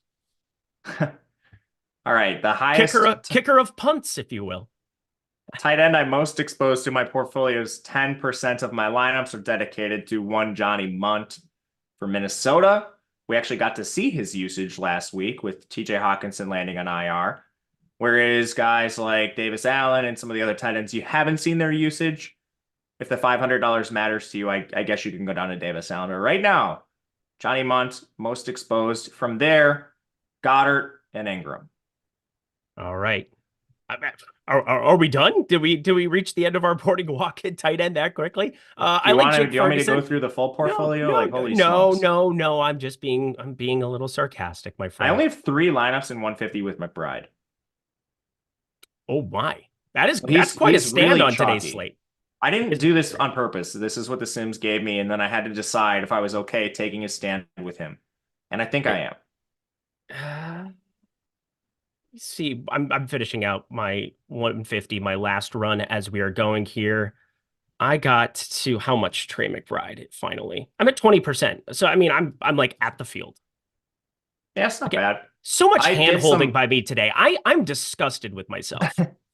For reference on what I did behind the scenes that dropped McBride, I did some ROI boosts on the not so chalky expensive receivers. Think AJ Brown, Amon-Ra, those players. So when you do that, the Sims tool doesn't bring down J. Jeff and CD all that much. What it does do is bring down Trey McBride, I found out. So when I'm looking at, all right, these lineups that have CD, punt running backs, a contrarian receiver, am I okay with sacrificing Trey McBride for punt tight end? And yeah, that's a decision I'm going to make. Right. I don't really have a whole lot else to add here at tight end other than attaching guys to stacks. And then there's a $2,500 Davis Allen that it would appear some people would like to click on. I think Noah Gray is at least interesting for Kansas City. Blake Bell, I don't assume him to be playing a lot. He's actually been involved in that offense because they've needed a tight end because Travis Kelce has been where, God knows where, at concerts for his girlfriend or something. I'm not sure, but Noah Gray, 2,500. Happy to get to a little bit of him as well. These just insane low punts. Jonnu Smith, because Arthur Smith has a problem. I'm okay getting to a little bit of him at 2,900, but kind of does it for me. Any other like extreme punts that you wanted to talk about? Oh man, there's a lot. Like you could go back to Austin. Charlie Hooper. Warner was somebody that I looked at a little bit too. Oh, honestly, college football DFS has me scarred on that guy. He was a 6th offensive lineman at Georgia. So I'm just like, that's in my brain. The team used him as a 6th offensive lineman. What is San Francisco going to do when they elevate him? Like they drafted him pretty high. If I'm not mistaken, Charlie Warner was a 3rd round pick. Yeah.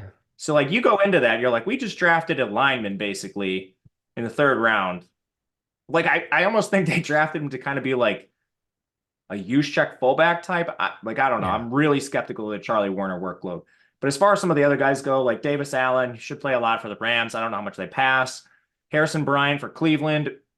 He's going to split time with Jordan Akins, and Jordan Akins is a big receiver. So I don't know what that looks like. I'm okay with Jonnu. He should play a lot today. Otherwise, like, you can roll the dice in the Green Bay situation. I have a little bit of Noah Fant for Seattle, as gross as that is. There's some interesting contrarian plays in the mid-range. I'm going back to Waller after he's disappointed for a couple weeks. I don't really see a major difference between him and the receivers in New York. He's a little more expensive, but role-wise, he played over 78% of the snaps, as did the receivers. That's nice.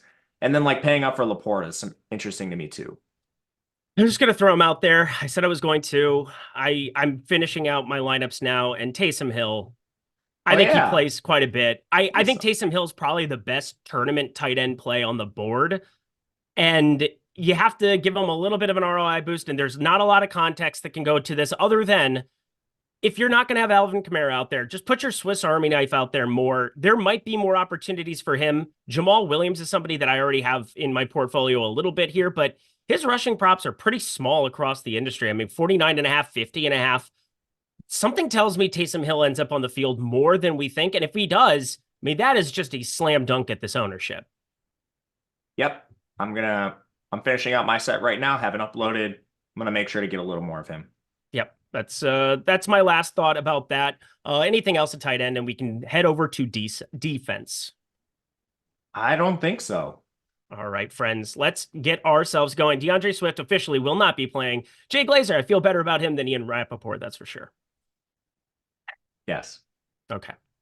Defense, friends. Your favorite tournament defense on today's slate is, because it's very clear-cut who it is for me. It's not clear-cut for me, man. Oh, I got one defense that I think makes all the sense in small field. The Bengals? The Detroit Lions. Nick Mullins is going to be like 20% owned because people want to play him at 5,100 and the projections. He's a good play. There's no doubt. But also, if you're trying to win a tournament today in a small field, again, Lions, I'm getting to around 20% in my 150 set. But the Lions defense is awesome because of how chalky everybody on Minnesota is. And if they fail, you're just bypassing all of the Jefferson, all of the Munt, and then all of the Nick Mullins. And you're probably getting some picks to go along with it. So 3,100 Detroit defense. I think that's a fun one for large field tournaments as well. Yeah, no problem with that. Two best players are back. Love that. Yeah, just thought I'd throw it out there. But anyway, your favorite tournament defense is? I guess it's, well, either the Bengals or the Patriots. Have a lot of them. They're both facing backup quarterbacks. That seems fun. Well, they're also the Patriots. It has a, 29.5 total? What are we even doing here? Wasting time. They are wasting time. Yeah, I mean, they're just biding their time until... I don't know what they're doing. It's not smart. None of it is. None of it is. Chargers. Chargers is the Sims tool du jour defense today, and I think it completely makes sense. Obviously, a team that 2,800 playing Kansas City's backups, that seems useful. Like, Patrick Mahomes couldn't make the ship work entirely this entire season. So, like, what are we really expecting out of Blaine Gabbert? Not much. Not much. Yep, that's probably the right way of looking at it. But friends, smash that like button. Again, 1.2K. So awesome to see everybody's involvement throughout this show. Getting everything going here. We're going to recap everything for you because, again, there's a lot to recap. There's been a lot of moving parts, as there normally are on these kind of slates, but we can't say thank you enough for being here all season long with us. We're not going anywhere, though. We're going to be along for the playoff ride, too. So same time, same place, knuckleheads. So, you know, they say on, what is that? PTI. Oh, yeah. Michael Wilbon. There you go. I always like that tagline. But either way, friends, smash the like button. That is all that we ask for to show your appreciation of our show here today, every single day, 75 minutes leading you up to lock. Good stuff. And thank you to Jordan Klein, too. If not for us, smash it for Jordan Klein for sure. The hardest working guy at Stochastic named Jordan Klein. No doubt about it. But let's recap. Quarterbacks you're getting to the most of in your tournament portfolio today. Geno Smith. That's got to feel good. Yeah, I mean, I'm very, very flat at quarterback. Me too. It's almost like a useless thing for me. I got to around the field on Dak, on Justin Fields. The one guy that I have a stand on is Trevor Lawrence at 16%. Ooh. So that is a fun one for me. So if Trevor Lawrence goes complete, nutties, that would be an enjoyable experience for me for sure. Running backs, a lot of running backs to get to on today's slate. Who are your favorites? So the cheapies, Pierre Strong, and some Ronnie Rivers in there, Jordan Mason. Love Aaron Jones for paying up. Those are more smaller field plays. You can play them in larger field. Just be careful. Make sure you're contrarian in some way. As far as like the leverage running backs go, I do think Gainwell's a fine play there. And then Rachaad White for a pay up option for me. Yeah, Rachaad White is an awesome tournament play today. Friends, do fire up some Rachaad White in your life. I got to double check how much I actually finished up with when it was all said and done. Yeah, I got around 18% of him. So again, that's man. almost double the field. That's a bigger stand than most. Better than most. Better than most. God, it's good to here have for golf it. back. Oh, it's good to have golf back for those who care. Devontae Adams. Oh, we got a member for 2 months. Ibe McKinn. There you go. Member for 2 months. Devontae Adams and Jasicki or Taysom Hill and Godwin. I'm the wrong person to ask because I have a Taysom Hill problem today. I think it's the Taysom Hill side. Yeah, I am going to go with that one. Hang on. Where did my Taysom Hill just go to? He just disappeared in my 150 set. That's Let me find this. Yeah, it's okay. We'll be able to get out of here like a minute early, and I'll make sure and I can double check that I haven't completely screwed up everything in my life here. Like, double check. I hope you haven't. Yeah, that would be bad, wouldn't it? Taysom Hill. It'll be good. Yep. I am, there we go. All right. He's back. He's back in my life. That's important. Whew. It would really suck to say, hey, he's the best tournament play, have him go nuts and realize you had him in 0% of lineups. That would have been really enjoyable. But at running back, like the Rachaad White call, obviously, getting to the punts, trying to get on the right punts, that is going to be very important. Jordan Mason, I think, is probably the most likely of them. Pierre Strong, I really like as well. So fire that up for whatever it is worth. To wide receiver. To wide receiver. I think, obviously, you're looking at CeeDee Lamb. You're looking at Justin Jefferson. As far as some pivots go up in that range, DJ Moore, he's still going to be fairly owned. There's a lot of easy pivots like A.J. Brown, Amon-Ra St. Brown. I like flipping the build a little bit, playing some of the mid-range guys. Going down a little bit to Devontae Adams makes a lot of sense for me. And then just kind of spraying and praying at those punts. Yep, I'm with you. Let's see. Wide receiver for me, finishing it out. Definitely like CeeDee Lamb a little bit more. Justin Jefferson, somebody that's the Sims tool. I'm still going to get overweight to him. That's kind of fun. I'm overweight to both of the guys up top. Don't think it's that cost prohibitive to do so today. Chris Olave getting sprinkled in a little bit. His ownership's come up throughout this show. He's around 20%. It's a game that matters. Totally makes sense to me as well. And having no Kamara out there, I think, yeah, it's different positions, but I think the target share might find itself to Chris Olave. Again, Taysom Hill, my God. If he ends up actually doing this for me, this would be fun. Your boy Jaden Reed, wanted to give him a special shout out considering he's got the Q tag next to his name and people don't like that for some reason. And then Christian Watson, in the event that he just somehow plays more than we think he is, 4,700 for him, like mixing him in his tournaments as well. So that is coming up later in the afternoon. Lots of late swapping. I'll let you kind of finish out and talk to the people about that. But tight end, round out, because defense we're pretty flat. I think you and I both are. But tight end, favorite place to get to round out the show. Johnny Munt, I guess. I'm trying to be pretty flat here. Yeah. I'm not taking Evan any Ingram. stands at Evan tight Ingram, end. I have a ton of. I think my biggest stand is not playing McBride. Yeah, that's a big stand. I have 15% of McBride now. I went from 20 to 15, and I'm just fine with that. So that does it for us, friends. I mean, this was a phenomenal show. It's been a phenomenal year here, rounding out everything at Stokastic here for the regular season. Smash that like button as you start to head your way to the door. Everybody's firing up NFL Red Zone. It's going to be fun. Enjoy it. The playoffs are going to be here very shortly, though, and I'm especially excited for that, as I know Matt is. But Matt, any final words for the people? Yeah, weird slate. Be aware of news. We might get some in the late window you're not expecting. We already had a couple pieces today. Late swap is going to be key as well.